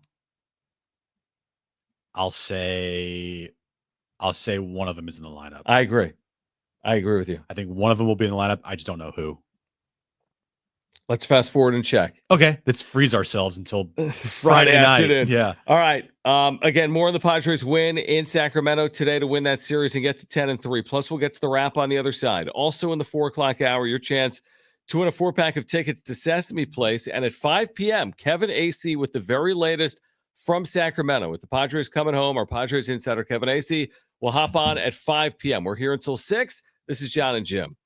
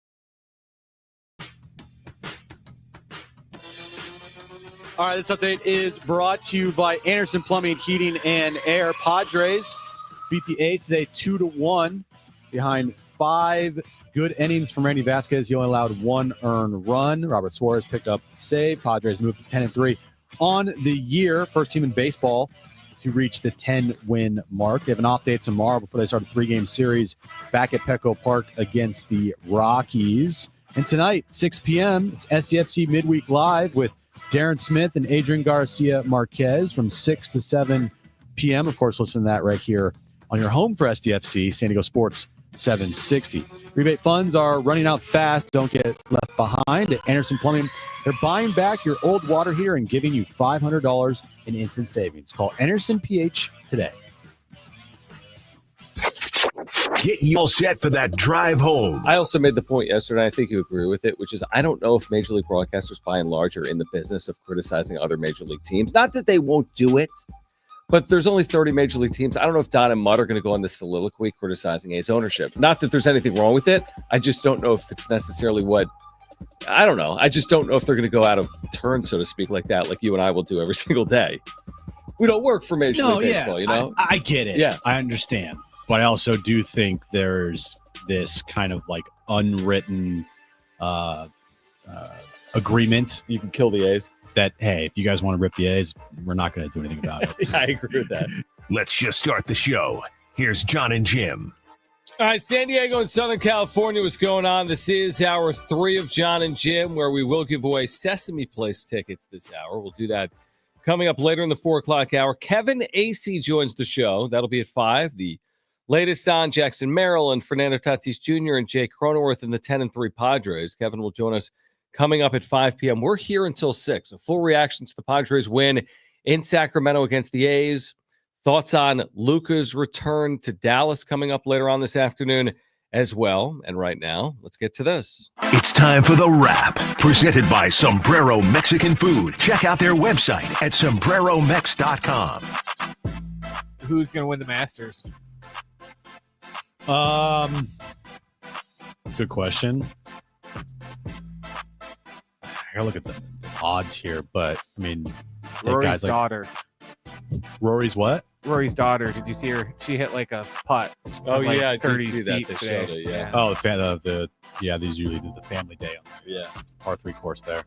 I'll go Rory, I guess. You know, Rory is not won a major in a long time, and he hasn't played well at Augusta of late. But hey, turn it around, win a green jacket, bro. It's time. Yeah, green jackets are good. I will go with Scotty Scheffler, who hasn't been great so far this year, right? No, in the lead up here, but it is Scotty Scheffler, right? Is he as good as any golfer in the world? Yes. Yeah. No. Yeah. He so is. I'll go with Scotty Scheffler. I'll just go with like chalk, a little bit like the NCAA tournament. I'll bet on Scheffler. Yeah. I'm just looking here. A lot of people are taking Rory, Scotty Scheffler, Justin Thomas. I think the consensus is, if not now, when for Rory, right?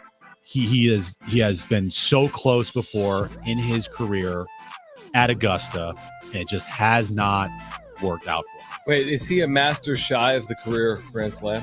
Yes. He's got the PGA, he's got the British. I want to say yes. He's got the U.S. What do you mean you want to say it? Yeah. This is his 11th try at Augusta to win the green jacket. If he does win the Masters this upcoming weekend, he'll be just the 6th golfer ever to complete the career Grand Slam. And like you said, I mean, elusive, no guarantee that it ever comes. Maybe he's 35 years of age. He's got certainly opportunities to do it, but yeah, it's been elusive. Is there a golf Hall of Fame? Yeah. Yeah. Yeah, there's a Hall of Fame for everything. It's a Hall of Fame for the Hall of Fame. Yeah, exactly. Next question.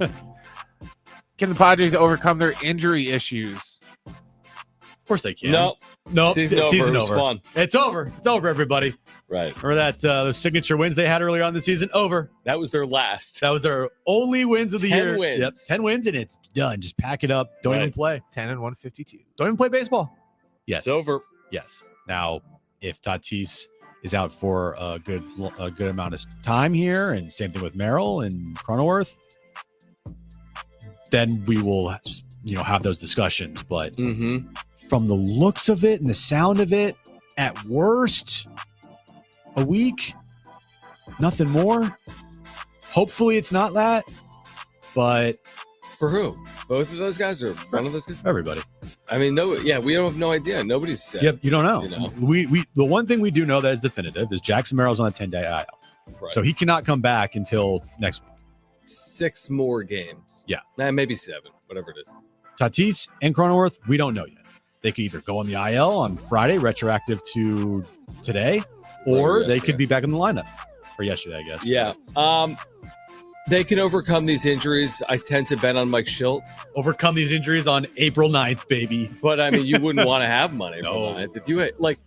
If you had a significant injury to someone like Merrill or Tatis this early, and you have time to, figure out a plan moving forward, but there are no plans when it comes to Merrill and Tatis. You need them moving forward. So, yeah, they can be overcome, obviously, and hopefully these are short-term injuries that the Padres are dealing with. Because your good start could be wiped away pretty quickly here if, they get a bunch of injuries that pile up and they go on they lose 5 of 6, and you're just like, that sucks. Yeah, no, absolutely. I mean, all the good work you've done can be given back as quickly as you've done it. Next question. How many points will Luka score tonight in his return to Dallas? 43. 101. That's it. That would be break the the all-time record. NBA high. Break the record. Hold up a little piece of paper in black and white. 101. In a 100-80 Lakers win, he scores 101. You think 43? I don't know. I just keep dying. That's that number out I can there. see it. I mean, that's a big number, but this guy's a scorer. It's a big game for the Lakers tonight. Have Right. you They seen? lost last night. You've seen the Western Conference. Yeah, we standings, look right? at it's been bottlenecked. Listen to this. Yep. All right. In the Western Conference, so OKC and Houston, they're pretty locked in as the 1 and 2 seeds. Okay. Seed 3 through 8, Lakers, Clippers, Denver, Golden State, Memphis, Minnesota are all separated by 2 games. Okay. You got the Lakers in the 3 seed. They have a 1-game lead over the Clippers, Denver, Golden State, and Memphis. Come on. Yeah. All those teams are separated by a game? Clippers, Denver, Golden State, Memphis all have the identical record of 47 and 42. How do you break that? Tiebreakers. What, EV?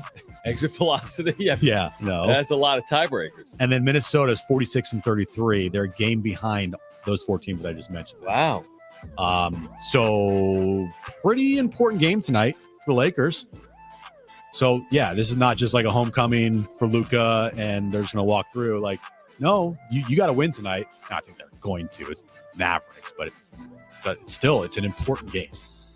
Yeah, and I mean, how many games are left?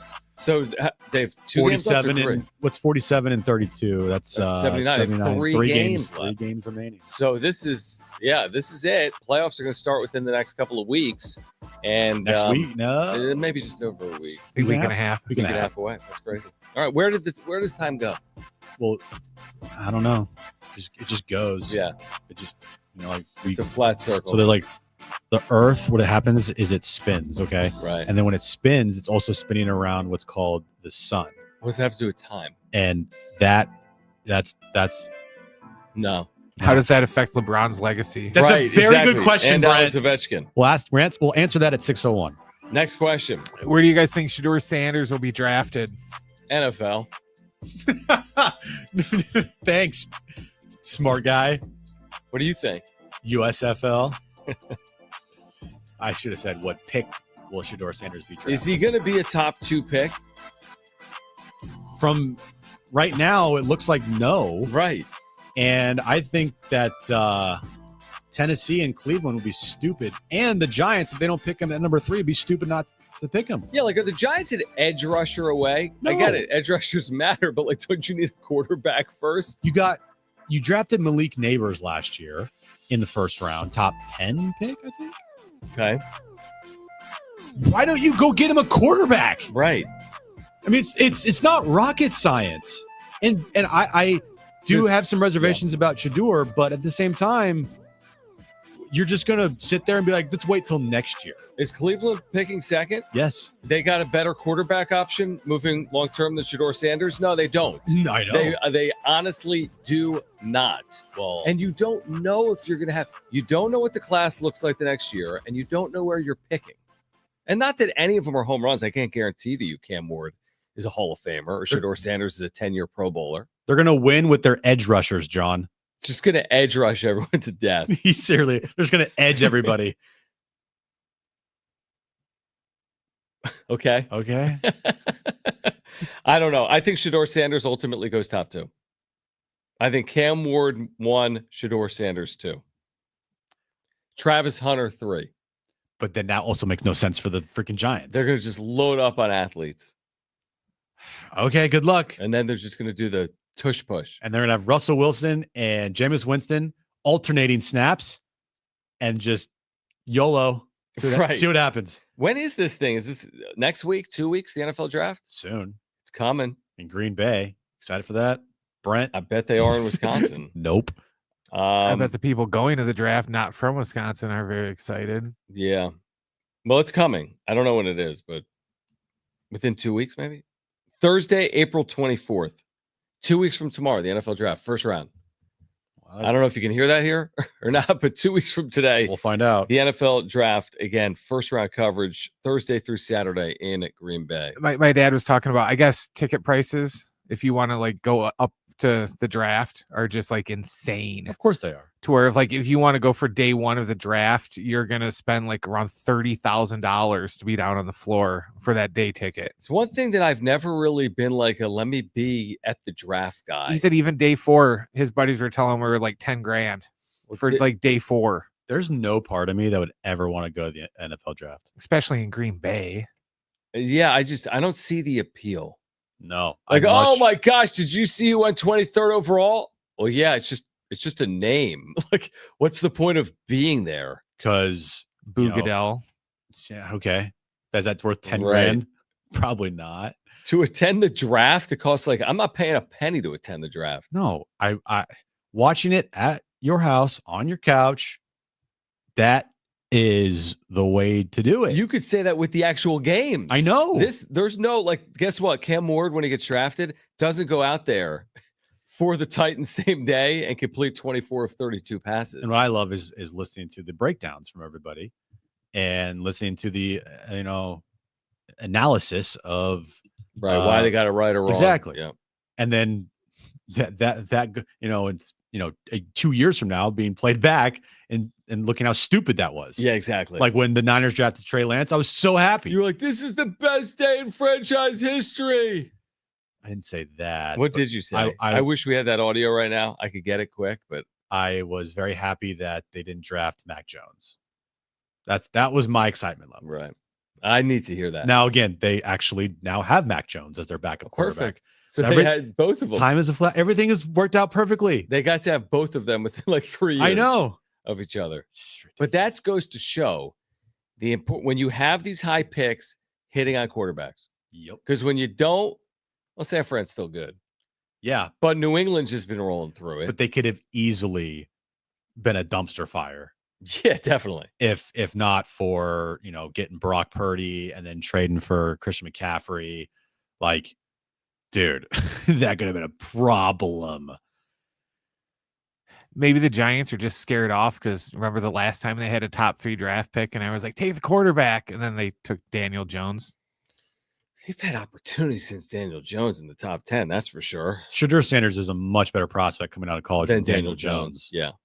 Nothing's guaranteed. Infinitely better. No guarantees, but I'm with you. Sanders has to be seen as a better prospect than Daniel. And the only reason why they wouldn't pick Sanders is because of maybe his dad baggage, his attitude. Why is Sanders not? Wouldn't take him. Why is Sanders not being viewed as a top 3 pick? I mean, all of his numbers in college are the numbers you want to see out of a top quarterback. Yeah, I don't really understand. If I'm the New York Giants, I'm going to settle for a 40-year-old quarterback?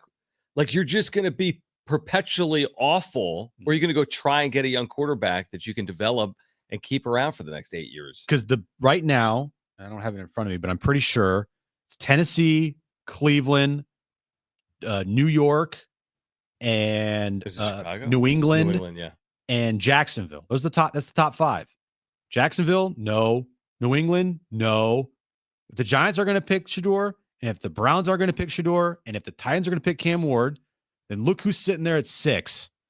Now they just signed Geno Smith, but the Las Vegas Raiders. Yeah. He's not falling. He's not falling to 6. You know what happens with quarterbacks. Yeah. All right. On the other side, much more. The Padres winning today in Sacramento. We'll get a health update on Fernando Tatis Jr. and Jay Cronenworth and Jackson Merrill from Kevin Acee coming up at 5 p.m. Also this hour, your chance to win a 4-pack of tickets to Sesame Place, Jon and Jim.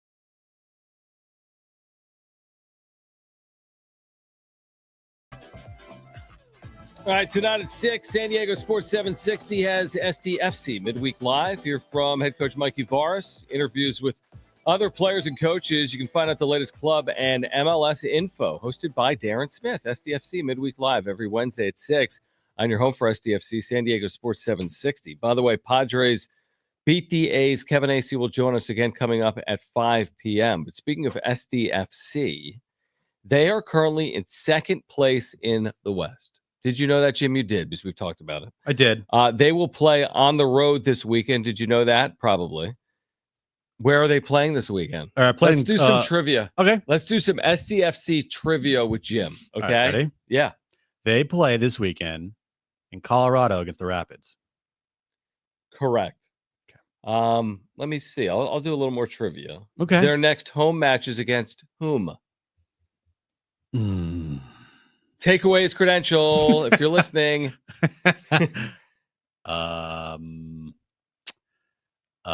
Let me go with Oh wait, it's not a home match. Well, you could tell me who their next home match is, but they have back-to-back road matches. Yeah, it's a little weird because like where it I never see it. Yeah. I'll go with what, their next home, are you trying to guess? Yeah, their next home. I'll just tell you. Vancouver? Salt Lake. I was gonna say Salt Lake. I'm trying to think if there's anything else I could ask you. Do you know what MLS stands for? Do you know what SDFC stands for? But again, it's been obviously a great start. You can hear more with Darren Smith coming up tonight at 6 p.m. You can hear every match all season long right here on your home for SDFC, San Diego Sports 760. That includes this weekend against the Rapids in Colorado. I do have a little tease for what you can hear tonight on SDFC. Yes, please tell me. Anibal Godoy, Mikey Varez, and DJ Beto, our very own. Oh, like the DJ. Yes, here. Beto. I love that. You see him all the time. Love Beto. You can hear them on the show tonight with Darren and Adrian Garcia Marquez. I believe Warren Barton will also be involved as well. So yeah, it's 1 full hour of SDFC talk. You're not going to get that anywhere else in this town. And it's a really good listen. It's every Wednesday, weekly for the season. Yeah, can't wait.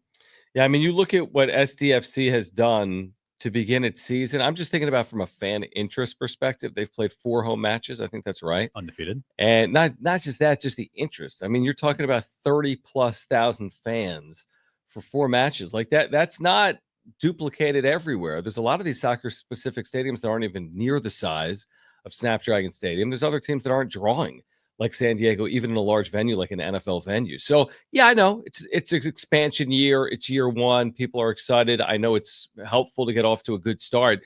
They picked the right market. This ain't rocket science. They should have picked it 20 years earlier. This is the 30th year of the league. Everyone has known that San Diego would be exceptional for Major League Soccer, but now everything came together because you had the stadium. And again, this is post-NFL San Diego. And the interest is at a really high clip right now. So I think people should be excited because we didn't know if they would be good on field immediately, and they have been good on field immediately. And it's cool to see that for the fans that have been so supportive since day one here this year. Everybody that I've talked to that has gone to an SDFC match, and maybe they're not the biggest soccer fans, maybe they just wanted to see it in person for themselves, just something to do on a Saturday night. Every single person that has walked out of Snapdragon Stadium after an SDFC match this year has said that was awesome. And it has been. You know, I've been to 3 myself.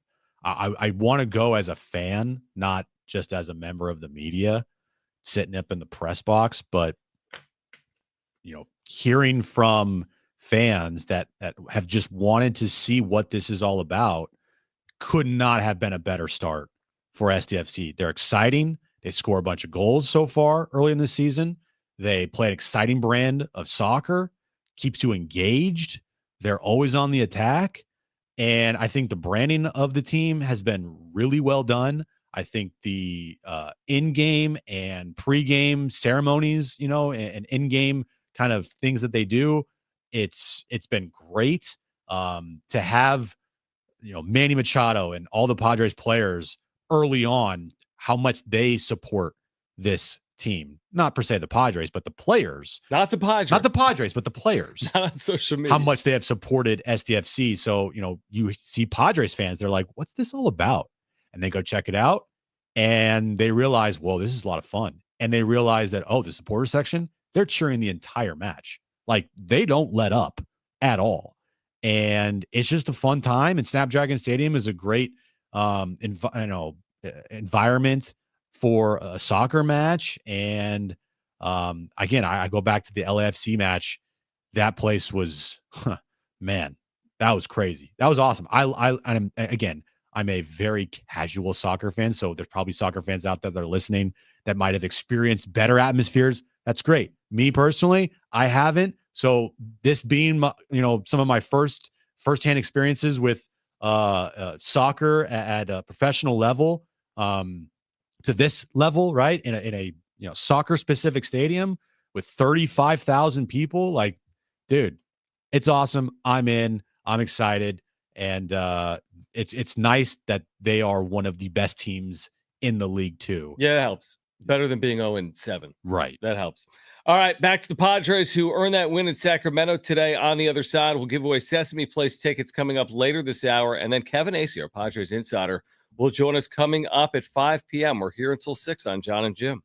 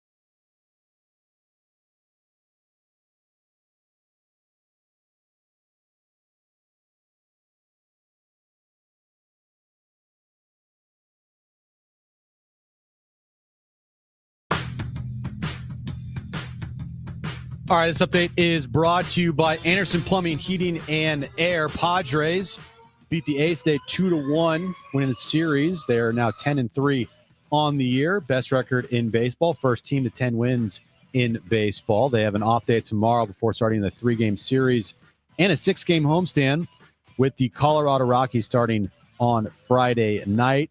Tonight, Luka makes his return to Dallas as the Lakers take on the Mavericks. And 6 p.m., SDFC Midweek Live, hosted by Darren Smith and Adrian Garcia Marquez. 1 full hour of SDFC talk right here on San Diego Sports 760. Rebate funds are running out fast. Don't get left behind at Anderson Plumbing. They're buying back your old water heater and giving you $500 in instant savings. Call Anderson PHA today.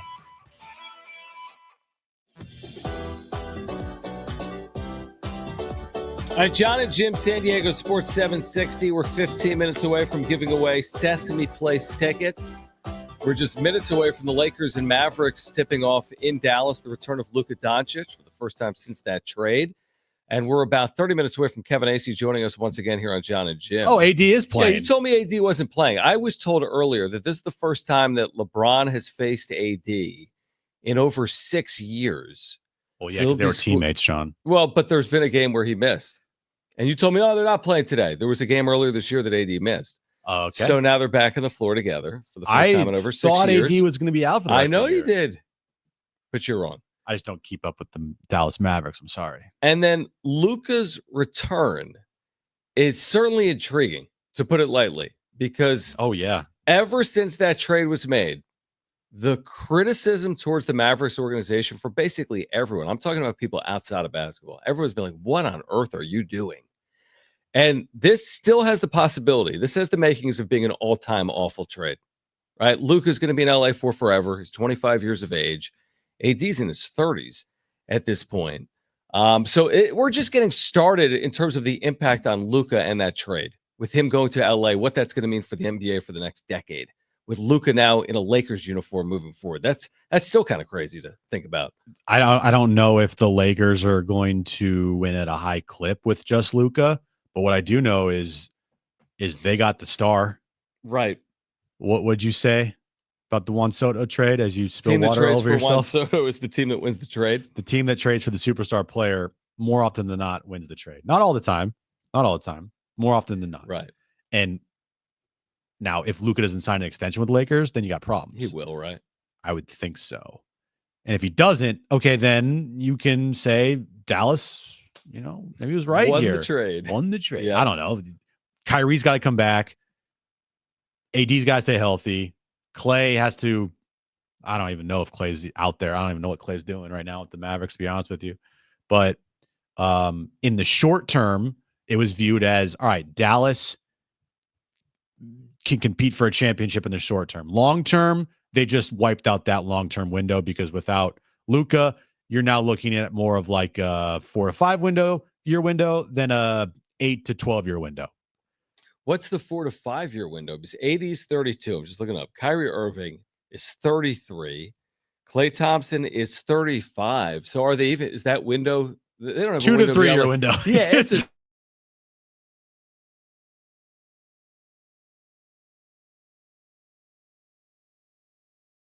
Who knows about next year, because now Kyrie's going to miss most of that season with his ACL.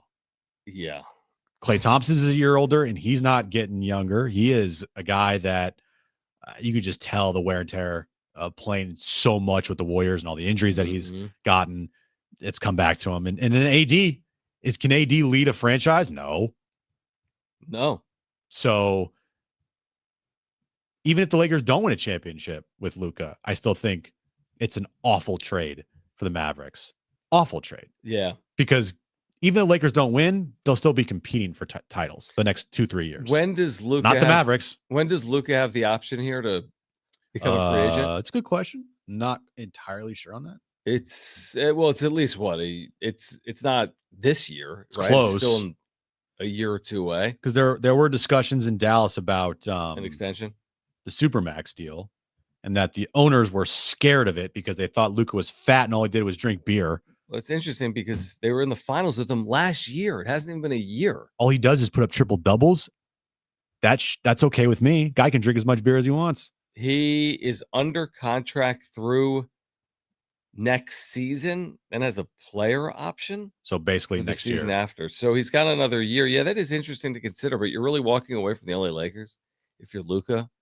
I would be surprised if he did that. Like, where are you going if you're Luka, right? Isn't that a destination? Can't you basically get everything you want there? Money, fame, win? Well, the Lakers' job over the next year plus is to do everything they possibly can to make Luka feel at home, and so he will want to sign that supermax. Absolutely. Now, it won't be the same amount of money that he could have gotten from the Mavericks. That's another part of the equation that people aren't really talking about. Is the Mavericks screwed Luka out of hundreds of millions of dollars? Yeah. I mean, that alone would piss me off to the nth degree if I was Luka. Like, yeah, it sucks that, I planted roots here in Dallas. I thought I was going to be here for my entire career. Not only did you trade me, but you screwed me out of over $100 million. How about this? So according to the internet, which we both have, Which is never wrong, right? he could have gotten 345 in Dallas. That would have been the supermax high. Okay, if he stayed, 345 million. You can live off in Dallas. Yeah, probably. Now, can you live in LA off 229? Because he's going to be out $116 million potentially. Can you imagine getting traded somewhere and that trade costing you $100 million? I'm literally fighting somebody. Now, can you make that up in endorsements? I would say no. That's a lot of money, $100 million. I'm fighting the Mavericks general manager. What do you think his true feelings are on the trade? Oh, I bet you he hated it. He felt disrespected, undercutted, betrayed, disrespected, all that. Do you think on the other side of it now, a few months later, he's,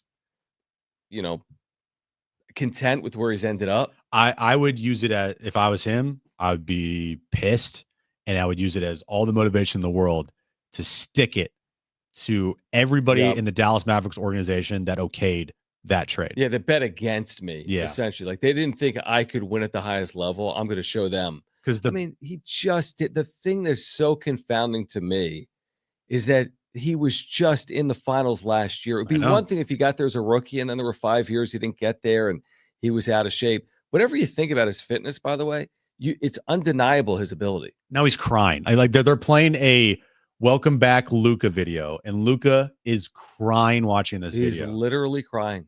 Literally tears are coming down his face. What's with the video, guys?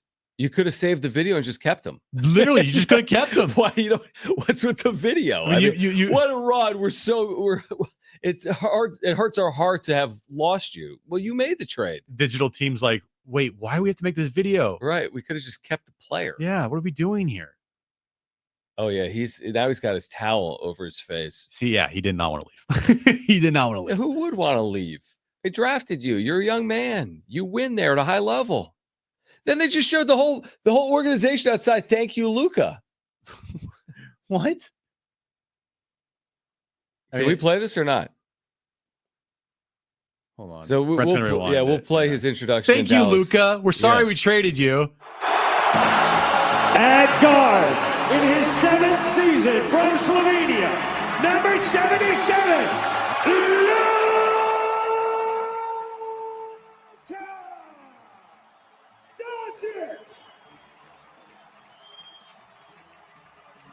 Thank you, Luka. This thing was so avoidable. It's such a dumb homecoming. What are we doing? They're like, man, his 7 seasons, it's going to be remembered as the greatest run in the history of the well, you didn't have to get rid of him. He wanted to sign with you. He didn't leave. He wanted to sign a supermax. And now everyone's like, it's so great to have you back. You just traded him. It was just like 100 fake. It's so fake. You get divorced and you're like, it's so good to be back, honey. You guys made a decision. You didn't have to do this. No, he didn't make the decision. The decision was made for him. So it's like, if I get a divorce, but Aaron's like, wait, what? You didn't tell me about it. Right. Or you want the divorce, she doesn't. And then all of a sudden, 2 months later, everyone's hugging. Like, it's so great to see you. What do you mean it's great to see you? It's like, you're the one that you chose walked out this. on me. And I didn't know anything about it.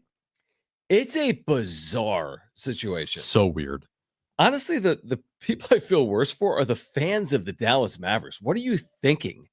in this weird time. You're in the finals last year. Now you trade away the star. And now he's back 2 months later. What are you thinking as a fan of the Mavericks? Who's their general manager again? I forgot his name. Everyone can't deal with this guy, right? No, he's awful. Who is it? What's Nico something? Nico Harrison? Yeah. Is it Nico Harrison? Okay. Let's just say it is. Sure. Doesn't matter. Guy's irrelevant anyway. He's Nico Harrison. Yeah, he's going to get fired in a couple years anyway. Is he, though? Calvin Booth is losing his job. Nico Harrison's sticking around. Right? This is so stupid. It was all so avoidable. And yet. So avoidable. Yet you just made this trade for no reason. And then it backfired on you so hard this year. Like, name me something that's backfired harder on a general manager in sports than the Luka Doncic trade this season. 1 hour ago at TMZ, Dallas Mavericks fans buy billboard calling for GM Nico Harrison's firing. Good. If you Google his name, dear Nico Harrison, you traded Luka Doncic. Mavericks fans will never forgive you. Fire Nico protest has become a mural ahead of his return. I mean, this is a disaster. Yeah. Imagine his inbox. I don't want to. There's probably some awful people out there that are taking it too far. Oh, yeah, definitely. And going after his family, and probably there's a bunch of death threats, I would assume, and that's just out of line, unacceptable. But for calling for a guy's job, for making a completely avoidable move that ended up backfiring on you, is totally within the realm of being okay. It's like, you didn't have to do this. You didn't have to trade him. It's just like kind of like fake. It's a fake homecoming. It's like a fake. Oh, it's so great to have you back. I can't believe you left. He didn't. You pushed him out the door. Yeah. He wanted to stay. All right. Call right now if you want a free 4-pack of tickets to Sesame Place, a great giveaway valued at hundreds of dollars. We have a free 4-pack of tickets to Sesame Place right here in San Diego. First 2 callers will be our contestants for trivia. All you need to do is call 877-767-4760 and do it right now. Our first 2 callers will be contestants. One of you will win a 4-pack of tickets to Sesame Place. 877-767-4760. Call right now. What do you got? Real quick. Worldwide Wob? Yeah. The account. Rob Perez. Right. He tweeted out just moments ago, imagine getting dumped by someone you loved and your ex has you come over 2 months later to watch your greatest hits. That's exactly what just happened with Luka. Yeah, we were saying that. Like, this is a bizarre scene. Very bizarre. In Dallas, Texas. All right, we'll give away those Sesame Place tickets on the other side. And Kevin Acee from Sacramento and the Padres series win, but also their injuries. He'll join us at 5 p.m. on Jon and Jim.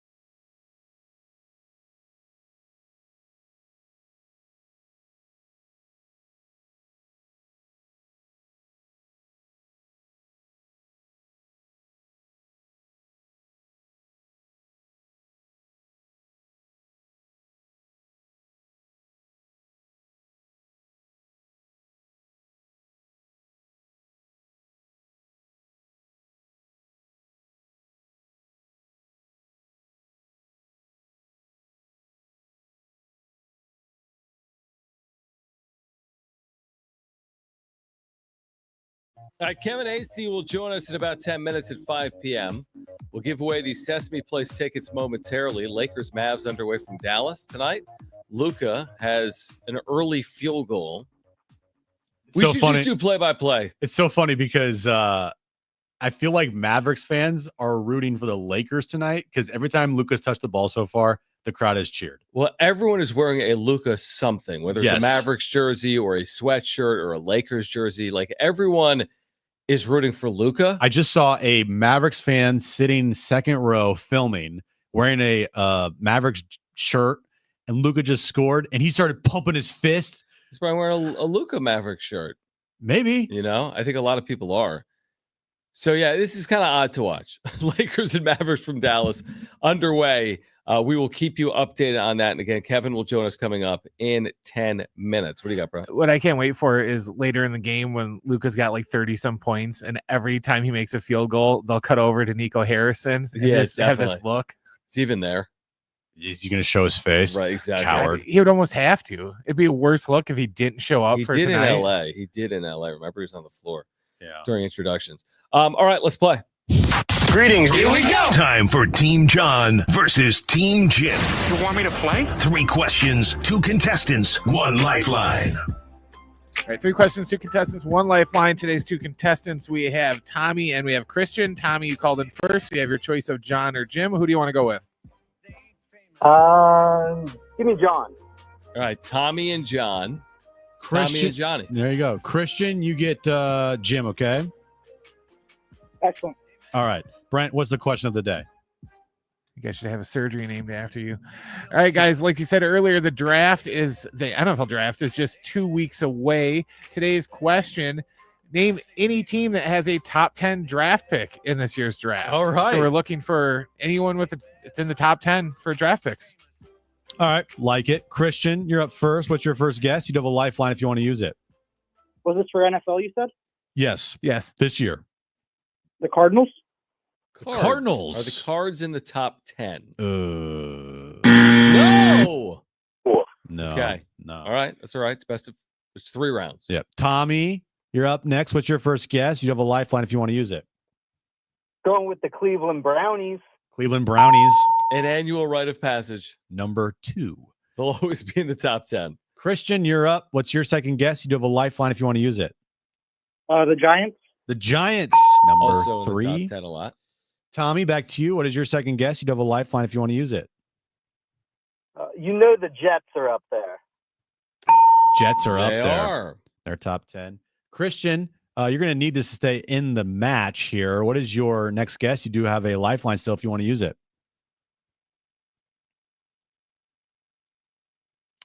Oh, Christian.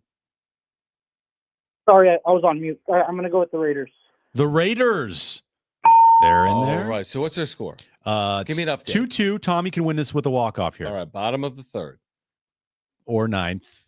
Yeah. If Final analogy. inning. Final inning here. Tommy. They don't call them the New Orleans Aints for nothing, right? The New Orleans Saints. You got a lifeline. The Saints are on the list. Saints! Well done, Tommy. You're a winner. They don't call them the Aints for nothing. I would have said the Titans if nobody said it. No one said the Titans. The number 1 pick in this year's draft. Who else is on this list? The top 10 picks coming up 2 weeks from tomorrow night. Titans pick number 1, Cleveland's 2, the Giants are 3, the Patriots are 4th, Jacksonville goes 5th, the Raiders are 6th, the Jets are 7th, the Panthers pick 8th, the Aints pick 9th, and my Bears pick 10th. Are you expecting a big blockbuster trade on the opening night of the NFL draft? Cardinals pick 16th, by the way. Because you're going to get that tweet from Schefter, within 24 hours, the Titans are talking to the Niners about a landmark deal. Stop. Tune in at 5 p.m. Pacific on Thursday night to find out if it happens. I feel like they always do that. You guys will trade for that Mayonnaise guy. I hope that there's moves because that's what makes draft night so fun is the chaos. If That's it's where just the NBA gets it right. If it's just chalk and everyone, there's no movement in the first round. Still I'll watch 100%, but I want chaos. But the other part that's always interesting, the human interest part of it, is which player drops. Which player that's ticketed for a top 12 pick is still available at 24th. and then they keep showing him with his family. I feel like that's cruel, right? Like they show a green room and someone's just sitting there. I can't really think of a quarterback that would drop. I mean, I don't think Shador's going to drop. Cam Moore's not going to drop. No, not necessarily a quarterback, but there'll be a green room, right? But With more than two people. Usually it's the quarterback that draws the most interest if they drop. True, but I'm saying like if Abdul Carter, okay, it's a bad example. He'll go in the top 4. But if he's ticketed for 3 and he's there at 9, that's like so much drama and intrigue. Yeah, and then they keep showing his family. He's not supposed to be that high of a pick, but I think that this year's, I don't know, pity cam or whatever you want to call it, is going to be Jalen Milroe from Alabama. He's not supposed to be like picked in the top 2 rounds, but yet they gave him an invitation to go to the draft. So he'll be sitting there by himself. They did? Yeah, and he accepted it. I don't know. I don't really keep up, to be honest with you, with anything other than like the top 5 picks. I just saw because it was in the news like last week that they realize extended him an invite, and it was just kind of weird because Sanders and those, if you're going to be a top 10 pick, it makes sense. But this guy could be sitting there for 3 days. You're like projected 3rd round pick. Is like, why do you need to go to draft day 1? Interesting. All right, we'll keep you updated on Lakers and Mavericks again underway tonight in Dallas. The return of Luka to Dallas, albeit in Lakers purple. And Kevin Acee will join us on the other side. An eventful week in Sacramento. They lose Jackson Merrill to the IL. They lose Fernando Tatis Jr. and Jay Cronenworth in game yesterday, yet they bounce back and win today. So we'll get some health updates on Jay Cronenworth and Fernando Tatis Jr., even Jackson Merrill as well. And then we'll look ahead as well. We still have a moment here. We'll look ahead to what's to come for the Padres who are off tomorrow. So now they got like the 48 plus hours. You play on a Wednesday afternoon, you don't play Thursday, and then you play Friday night. It's like we're not going to see the Padres again for what feels like forever. It's only 2 days. I know, but in our business, it feels like a long time. Feels like a long time. Because you and I do 3 shows basically between games. Because we're doing a show right now, they've already played. We do a show tomorrow, they're not playing. We do a show Friday afternoon before they play. Yeah. So it's kind of like 3 shows between games. Now they were playing this afternoon. We were on the air, right, for a little bit, but only for the first hour of the show. Yeah, it feels like a decent amount of time. But baseball's done this now. The Wednesday day game into the Thursday off day gives teams like 48 hours off. A lot, dude. They have like 9 straight Thursdays off this year. Right? Yeah, you said to start the year they don't play on a Thursday for forever. No, and not every Wednesday is a day game, but right. There's a lot of times this year to the first month and a half. And majority of the season where we're going to be dealing with what you just talked about, like day game Wednesday, off day Thursday, night game Friday. It's a long time in the baseball season before games. I agree. Yeah. Feels like forever. All right. Kevin Acee will join us from Sacramento on the other side. Injury updates on the 10-3 Padres. Best record in baseball. That's next, Jon and Jim.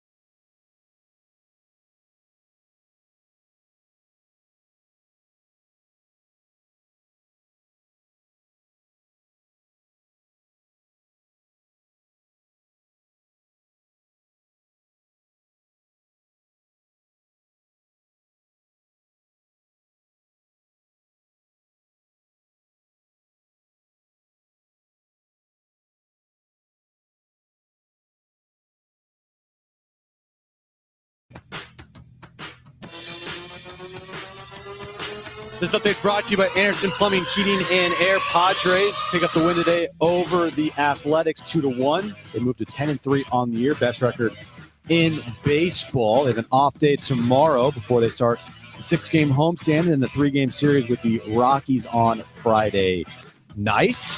And tonight, 6 p.m., it's SDFC Midweek Live with Darren Smith and Adrian Garcia Marquez. 1 full hour of SDFC talk right here on your home for San Diego FC 760. Rebate funds are running out fast. Don't get left behind at Anderson Plumbing. They're buying back your old water heaters and giving you $500 in instant savings. Call Anderson PHA today. Kevin Acee on San Diego Sports 760. Brought to you by the all-new Hamul Casino Resort, the Players' Place. All right, it's been an eventful couple of days, to say the least, for the Padres. The winning continues. They win that series in Sacramento. They've got the best record in baseball, but there are injury concerns. And it's great to have Kevin Acee back with us, our Padres insider on Jon and Jim, San Diego Sports 760. So let's just start there. Floor is yours. There's a lot of guys. Merrill on the IL. Tatis obviously hasn't played since exiting yesterday. Cronenworth hasn't played since exiting yesterday. Are there any health updates with those three players? And thanks, Kevin, for joining as always. Thanks for having me. Listen, they all seem optimistic. That's really all that we can go on right now. And I would say that like Tatis was laughing last night. Cronenworth said he was going to lobby to get in today. That was never going to happen.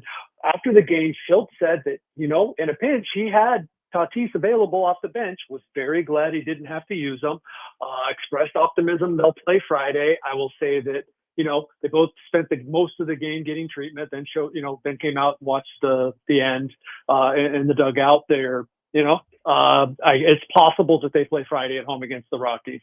I will say all along that Jackson Merrill has not been limping. There was not a traumatic event. So that's like a really good sign that he will be back after he misses the 9 games. So that would be the 18th in Houston. So as bad as yesterday could have been, and I'm not saying that these guys are going to be back Friday and that Jackson will be back on time. I'm not guaranteeing that, but it sure seems like it. But as bad as last night, and you arrived at the ballpark today going, man, what's this going to be like? It looks like the Padres are going to come out of it okay, and what they'll need to do is just try to survive. Let's say Jake and Fernando miss a couple more games, right? They just need to eke it out like they did today. And last night, when Tatis leaves that game, and at the end of the game, we find out, all right, it's his shoulder, it's his surgically repaired shoulder, inflammation. I mean, you can't help but get PTSD, Kevin. I mean, this guy can't stay healthy. And you just can't help but wonder, are we really going to have to go through this again? I would say that even if we don't, we will. You know what I mean? Like even if he comes back Friday and hits 3 bombs, right? You'll be like, okay. I mean, and that's kind of how it is. That's it seems sort of unfair to him, but then it's not. It's entirely fair for a guy who, the full season he had was 2020, and that was 60 games. I guess he did have a full season and lead the National League in home runs, but I mean, was hurt all of 2021. So yeah, that's just right now until he has a few seasons where he gets through without any scares. And this is a legit scare. It would be kind of unfair to him if it weren't, like you said, it was on a swing. It was somewhat reminiscent of what we've seen before with him before the surgery. So yeah, it's scary for the Padres. It is. Kevin Acee is our Padres insider with us right now on Jon and Jim. Just going back to Cronenworth for a moment, because I know Mike Shildt was using the word cramping yesterday, but this stems from him being hit in Chicago by a fastball, right? On the rib. So is it cramping or is it swelling or what's the injury that Jake Cronenworth is dealing with? I know. I've not been able to discern that. Right. Jake called it cramping as well. I think that's what he's being told by the trainer. So he did say, I don't know if that's exactly what it is, because what it is there's a lot of fluid in there. I mean, that was some puffy skin. The guy got hit in the kidney area on the side. It was the worst he's ever experienced, he said. And it almost seemed like he was still having trouble breathing after that game. And he says that after being hit, it's usually the second day afterwards the toughest.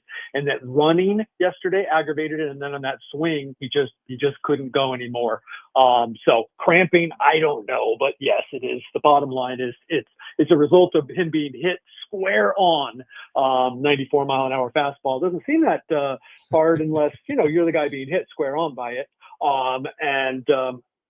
It seems like he's going to be in there on Friday. Dylan Cease last night, velo was up, throwing, hard, but a lot of hangers. His command was way off, did not look like himself. I think it was worst start of his career. Do you think this is more mechanically thing going on with him to start this season, or is there something more to this? What's your what do you got here with Dylan Cease? He had a terrible night with his command. From what people said, and to my eye, I'll always tell you I'm not a coach or a scout. Stuff looked good, except the fastballs that didn't move all that much and just went straight to the center of the zone. It was the craziest inning so he gets the first 2 outs where they scored the 6 runs in the first. And then he's up 0-2 on the next 2 guys who get hits. And then first pitch, hits. Like it was either he was walking guys nowhere near the zone or throwing fastballs down the middle. And so I think, you're right. It was his worst start by statistics, but you know what? Like Dylan's kind of prone to those, right? It's why I sometimes get him mixed up. He's like the right-handed Blake Snell. I mean, like he's prone to those. He's an amazing pitcher who some nights you just don't know what you're going to get.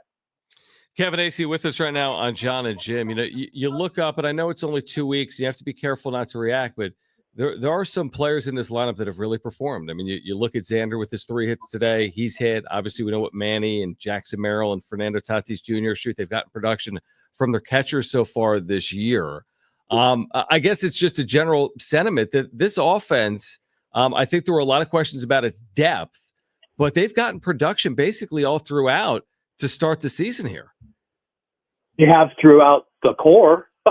Yeah, and they have. You're right. Like Yuli Gurriel has a couple big hits. As disappointing as kind of the start has been. Gavin Sheets, big hits. But like I came into the series thinking, you know what I'm going to do? I'm going to write a story on the core, right? I'm going to write a story on the 6 guys who are Jackson is being paid, but not until next year. But like the 6 guys that they need, as much as we all get up in arms about Jason Hayward and Yuli Gurriel and Martin Maldonado and all that. It's those 6 guys that are going to carry this offense, and they pretty much have been doing that. And so that's part of why it was such a big hit, right? Like you lose half your core there in basically one day. But you are correct. Like those guys, the 6 guys: O'Rise, Bogarts, Machado, Cronenworth, Tatis, Merrill. I just did that in reverse order, sort of. But those guys have just been, carrying the team like they're supposed to. Kevin, what's going on with this beef between the umpires and Luis O'Rise? I guess they're just holding a little grudge. Look, it started in spring training where they saw a quote, and, Luis is such a nice guy, and it was just weird. And so he's been talking about it just like privately, like how they bummed him out. They bummed him out. He's the nicest guy. And so he let it go. And then, a couple of days ago, he just felt like he wanted to put out a public apology, sort of. So I wrote about it today in my newsletter. They didn't like that he said that they weren't very good last year. I don't know what possessed him to say it.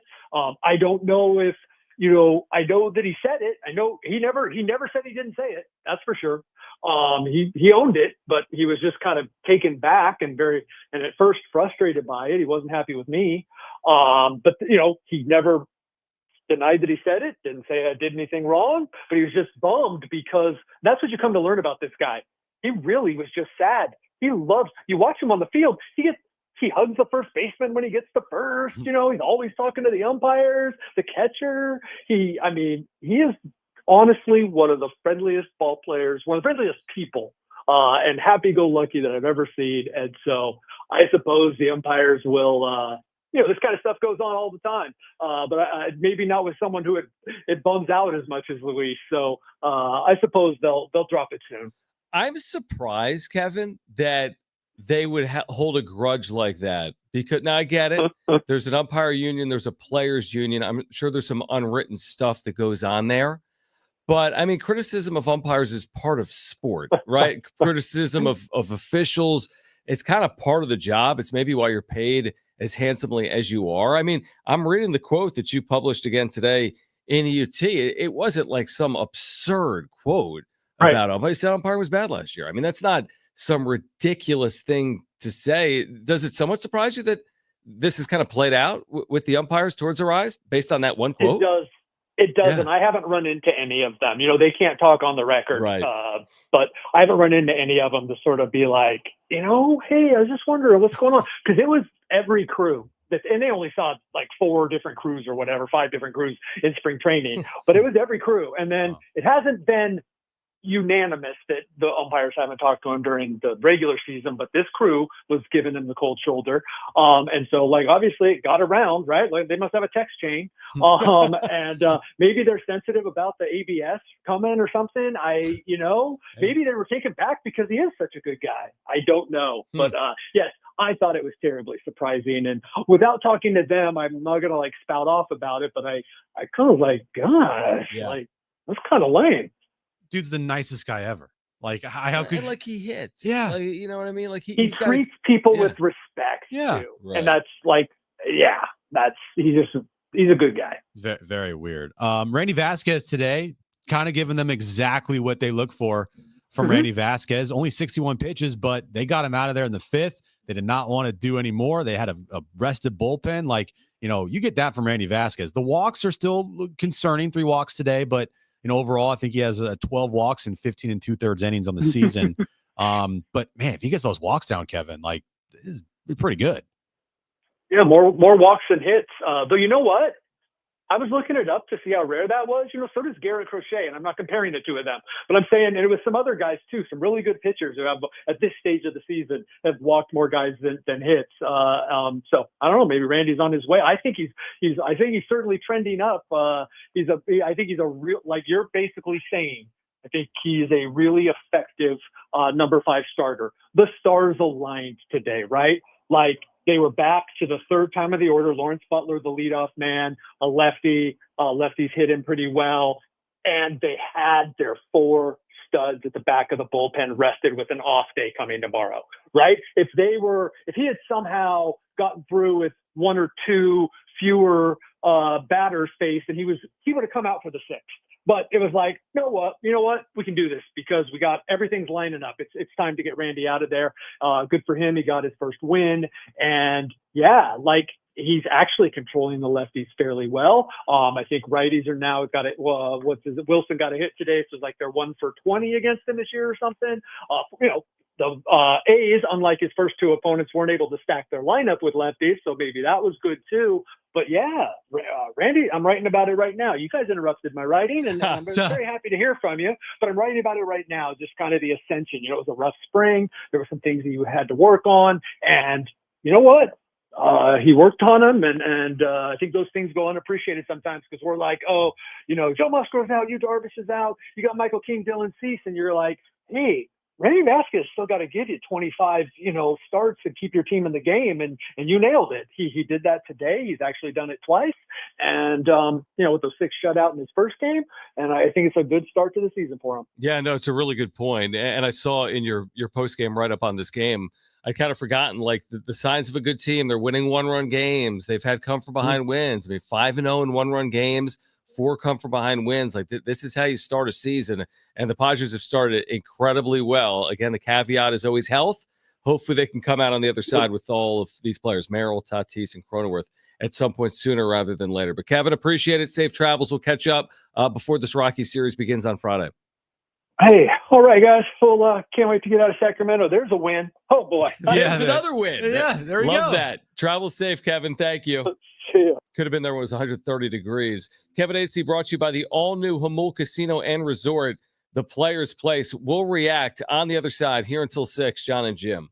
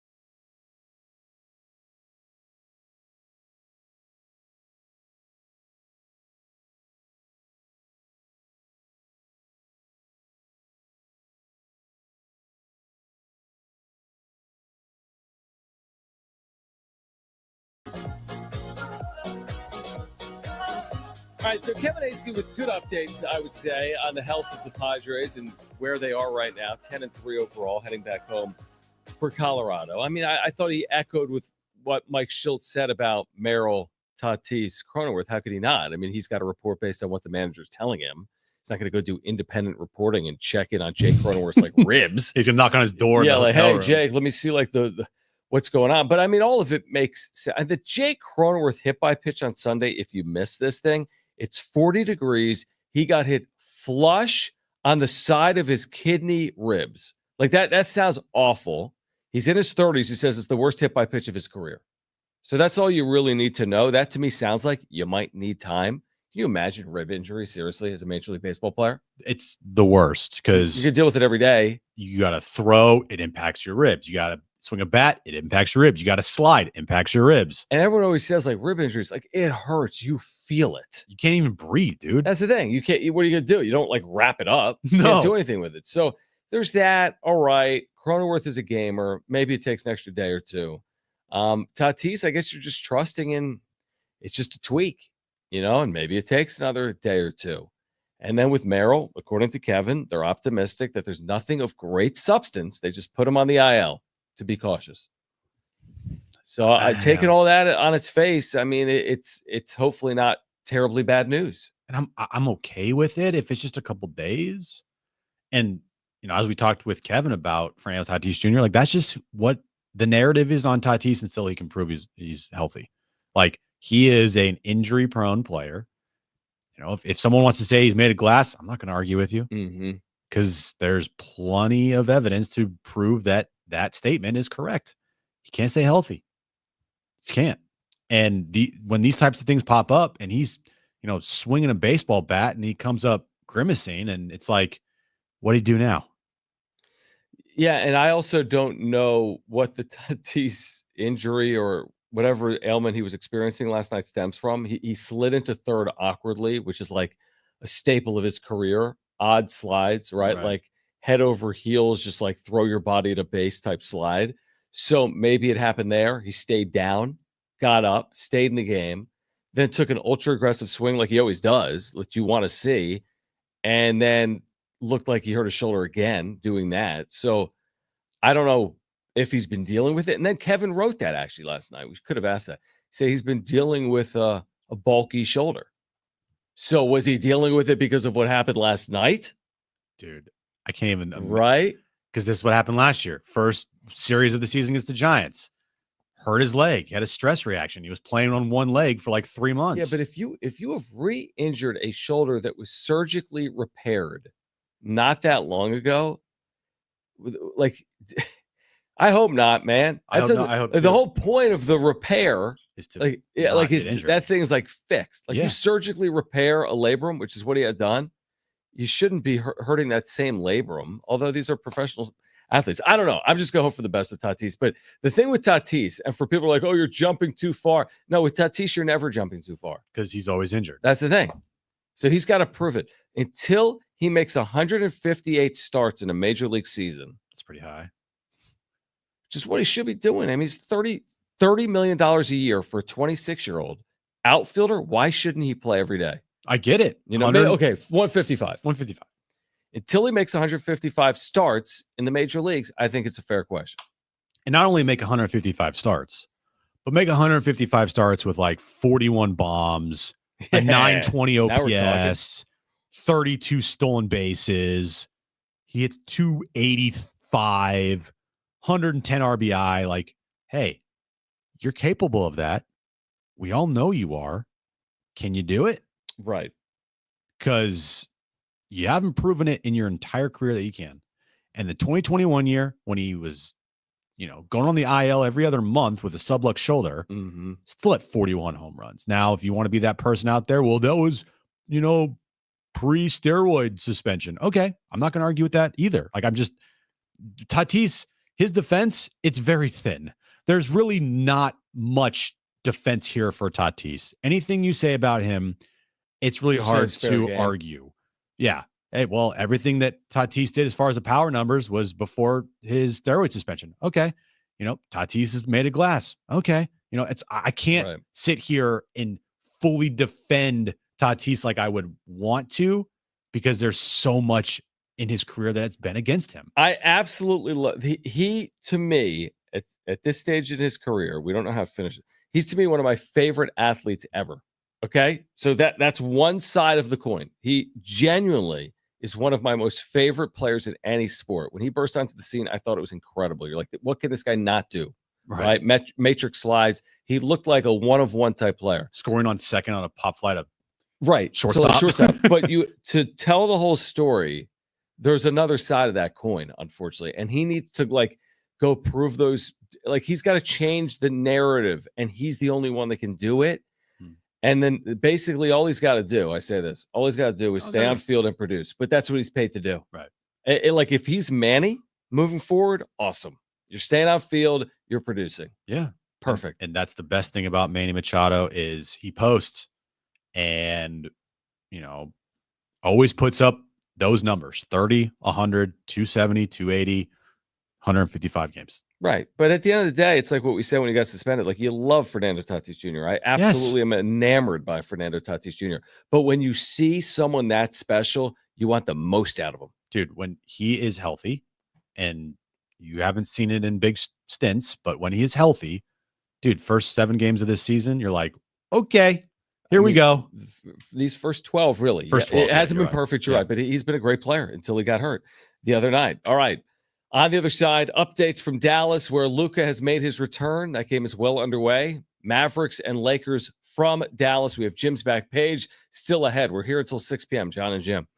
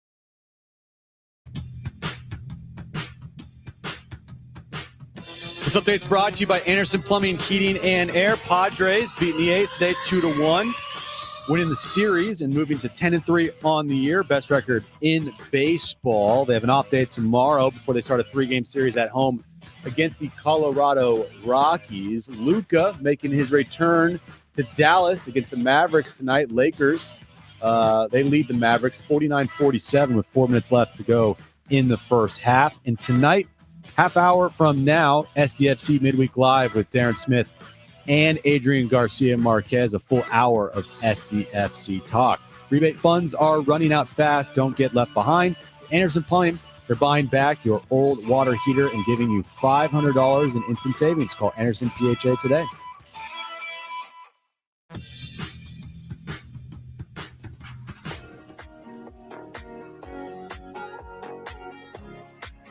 All right, we do have some post-game reaction from Mike Shildt that we shared a couple of hours ago that we're going to share with our listeners coming up shortly.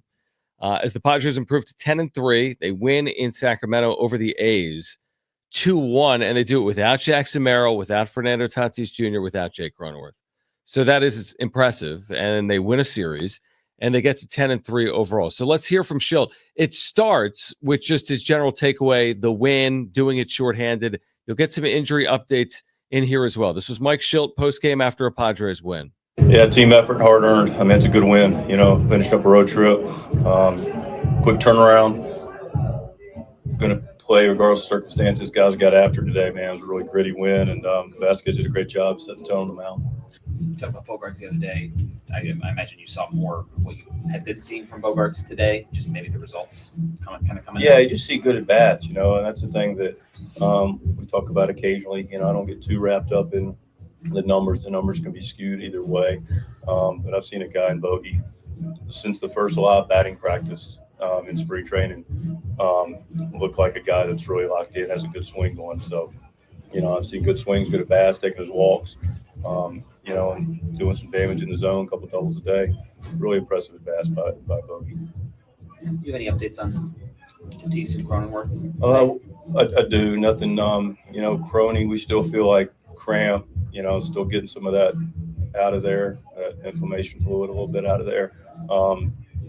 We do expect him, but we'll hold our feet to the fire with him being in there on Friday. Toddy had a good night, good day today. Could have been available in a pinch. Clearly stayed away from him. So he's optimistic. We're optimistic as well. For Friday, just to be clear. We're optimistic for Friday, but again, we got some time between now and then to evaluate it. So we reserve our right, but they're both tracking in a good place. Both tracking in a good place, John. Yeah, again, was kind of non-committal to it. He didn't definitively say, oh, yeah, Jake already had me write his name in the lineup. Or Toddy said, you have to. He didn't say that.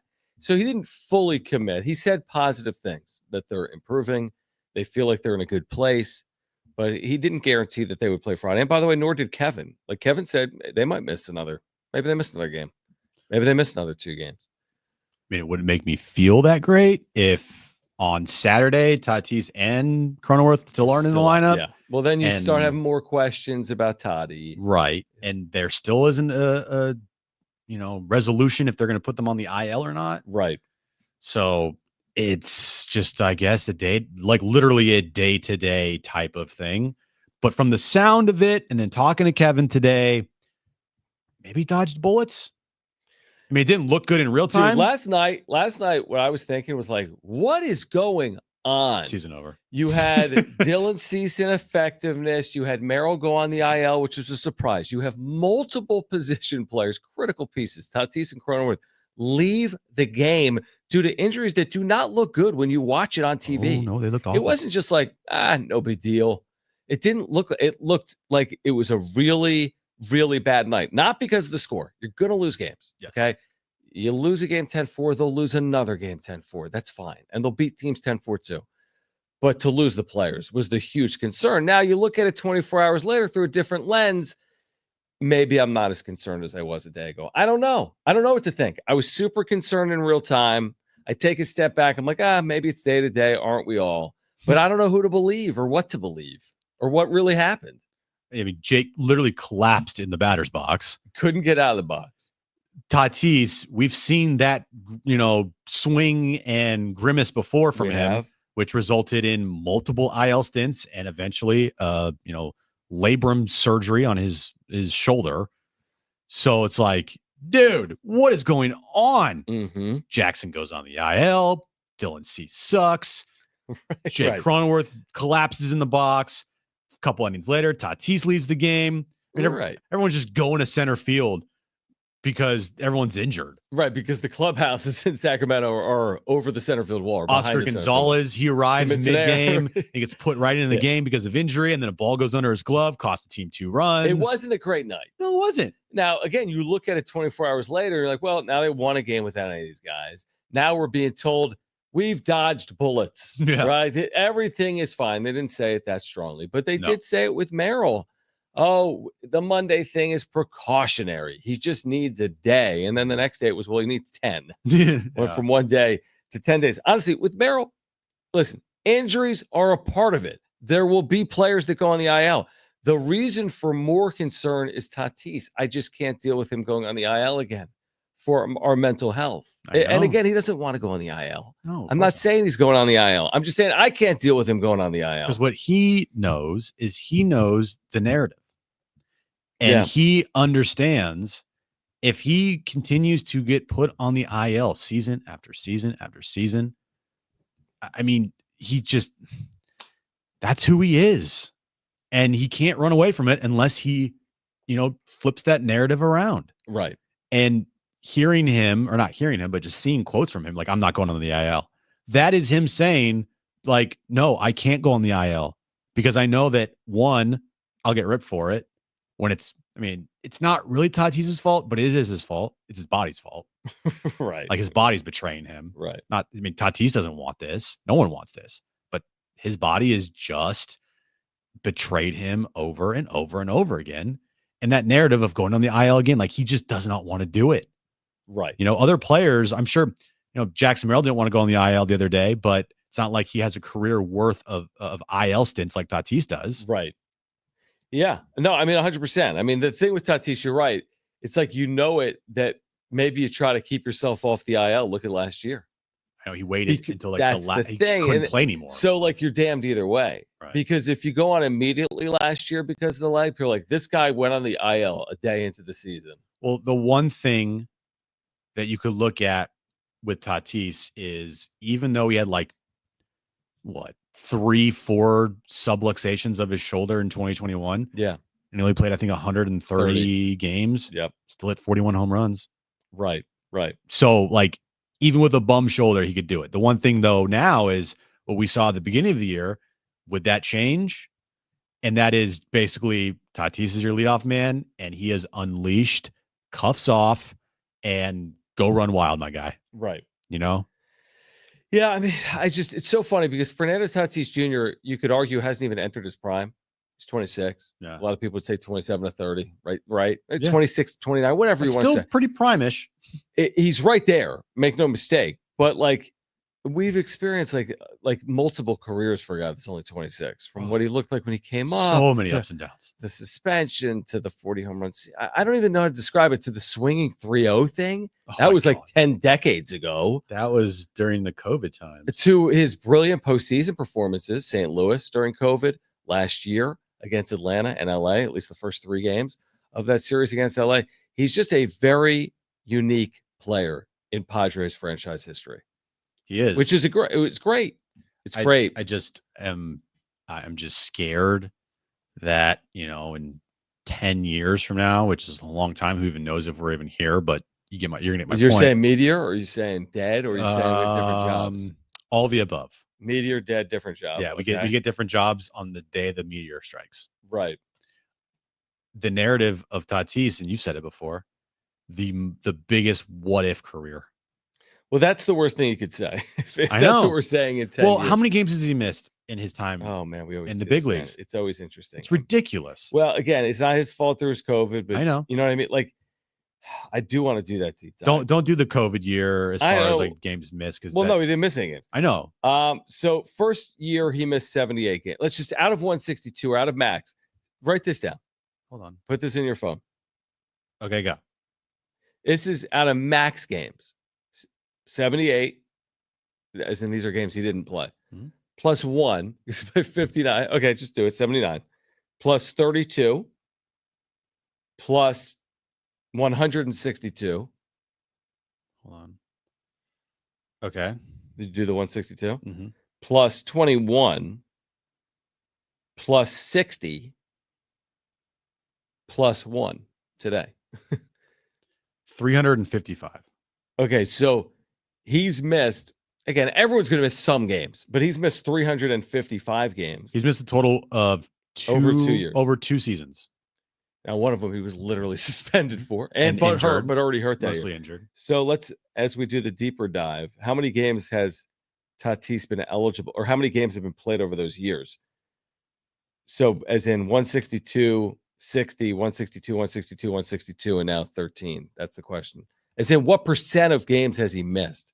To me, it's pretty interesting. We're doing math on the air. Hold on. I like it. 1, 2, do 162 3, 4. times how many seasons? 162 times 4. Okay. Okay. Plus 60. 60 plus I'm such an idiot. Plus 13. 60 plus 13. So his no, that can't be right. 721 is the max games. He's missed 355 out of 721. That can't be right. That's right. That can't be right. Why? Because he's played 528 games. Okay. Is the math not mathing? Math's not mathing, dude. Something's not working. I'll figure it out at a break. It's a lot, okay? Yeah, it's a lot. That's why we have PTSD whenever Tatis gets hurt or leaves a game. It's like, oh no. This is the one time you cannot go anywhere for Jim's back page because we'll explain everything that went wrong yesterday. Because it went haywire and Jim is to blame. We'll explain with his back page next. San Diego sports traffic. This report.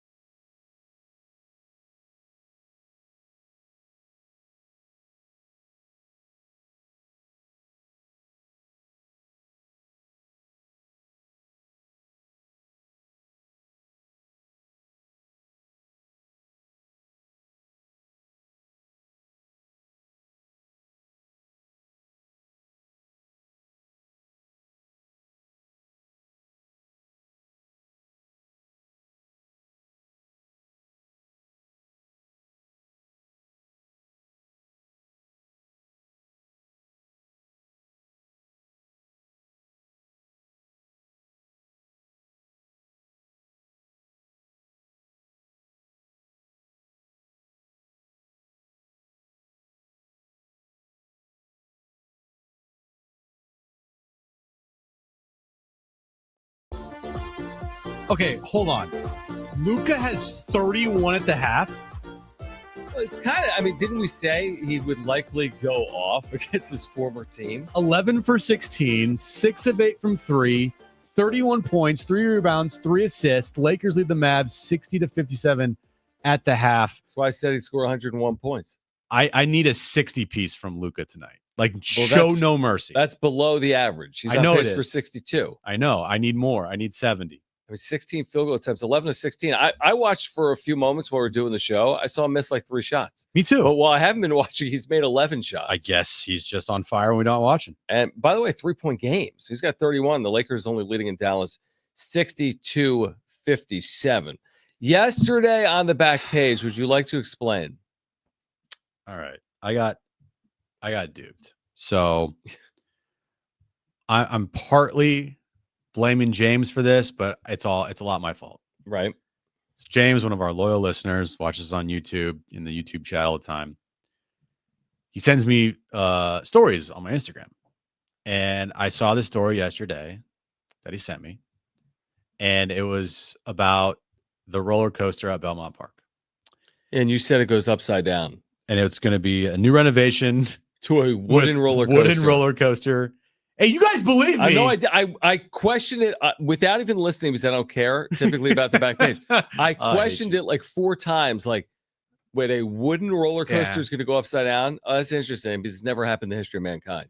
But you still let me say it. I let you say it. And you guys were like, okay. And then after the show, Brent goes, hey, we just got a text. I think that was an April Fool's joke.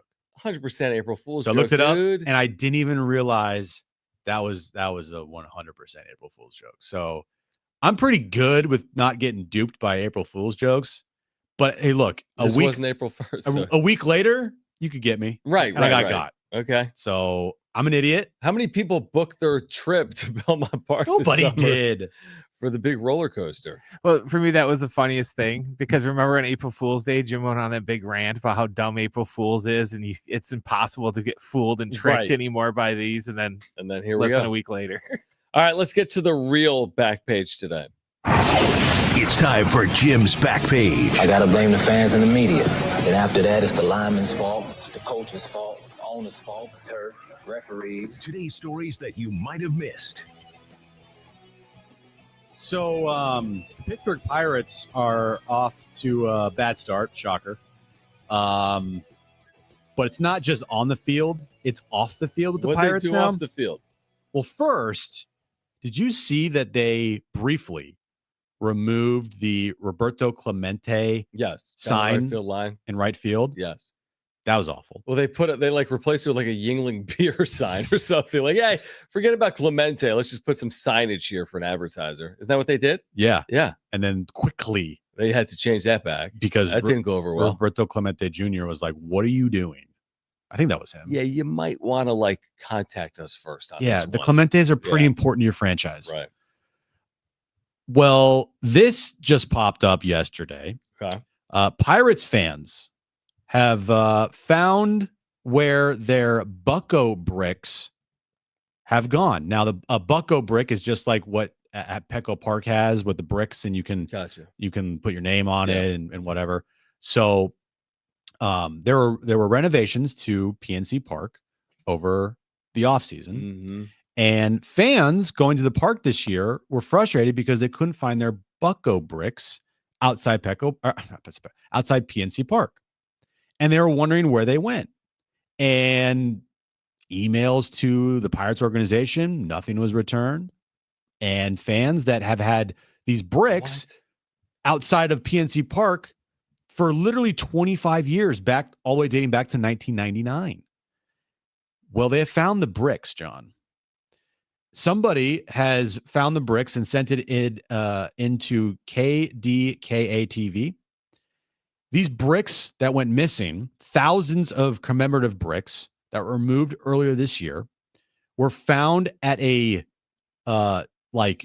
waste site, just a garbage site, all stacked up, and fans are furious. Now, the Pittsburgh Pirates have come out and said this happens a good amount when they do renovations, but they also said that, look, we realize that this was a mistake, and we will, figure out ways to have these commemorative bricks be shown in the park in some, fashion.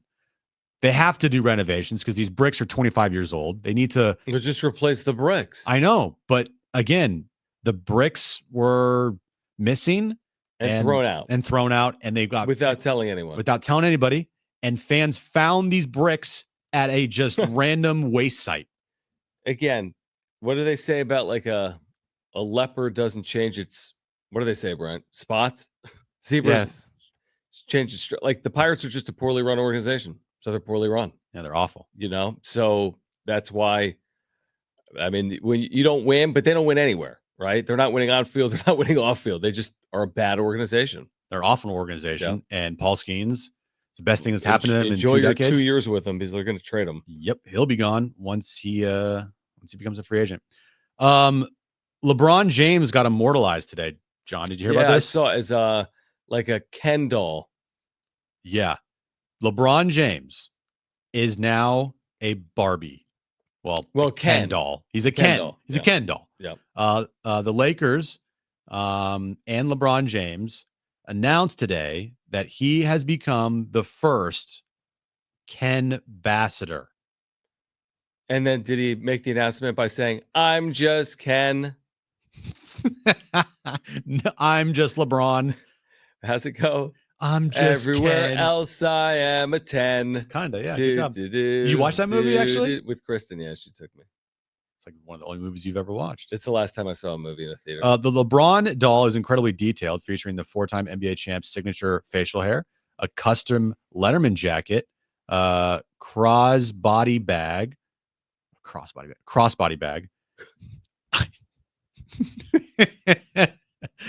You actually don't know English.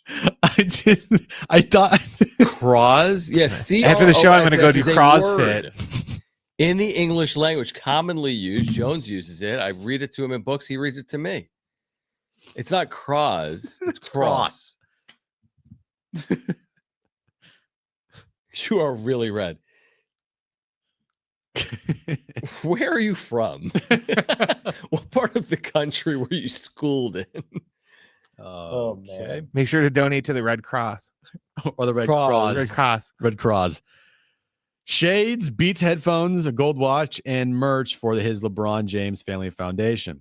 The Ken doll, or I guess LeBron doll, will be available for $75 in stores and online.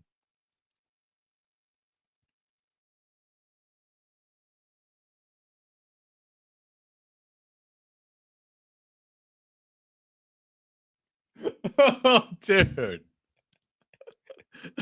I hate you because that was so good. Do you have anything else? I got nothing. I can't believe I did that. I was like, wait, what was the sentence you were trying to read? Because you said like crossbody. You called it crossbody? Crossbody bag.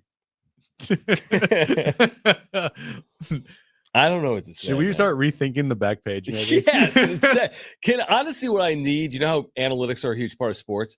I need to sit down with Mary, our program director, and do a deep dive on every segment's ratings. There's no chance back page is higher than last or second to last in ratings. John, it's the literal last segment of our show. Yeah, but the last inning of a baseball game people watch. But we're not playing. This isn't a baseball game. Are you saying just punt on it? I'm not saying punt on anything. But you have a better idea for the last segment of the show? I don't. That's okay, there we go. 10 years. Back page, baby. Heard you say cross. We could do some sort of cross promotion. Cross promotion. Wow. Cross promotion. Yeah, we could do that. I love that. Let's do a cross promotion with our competition. I love that idea. Let's do it. This is hey, simulcast. No, call them up. Call their shows. Hey guys, it's Jon and Jim. Want to do some cross promotion? Oh my gosh. All right, guys. We're back tomorrow at 2. Theoretically. Getting you ready for another Padres homestand. Do you know how to speak English?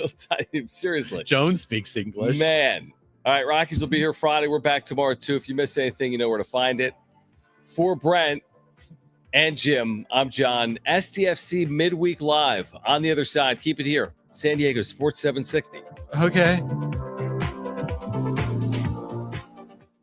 San Diego Sports Traffic. This report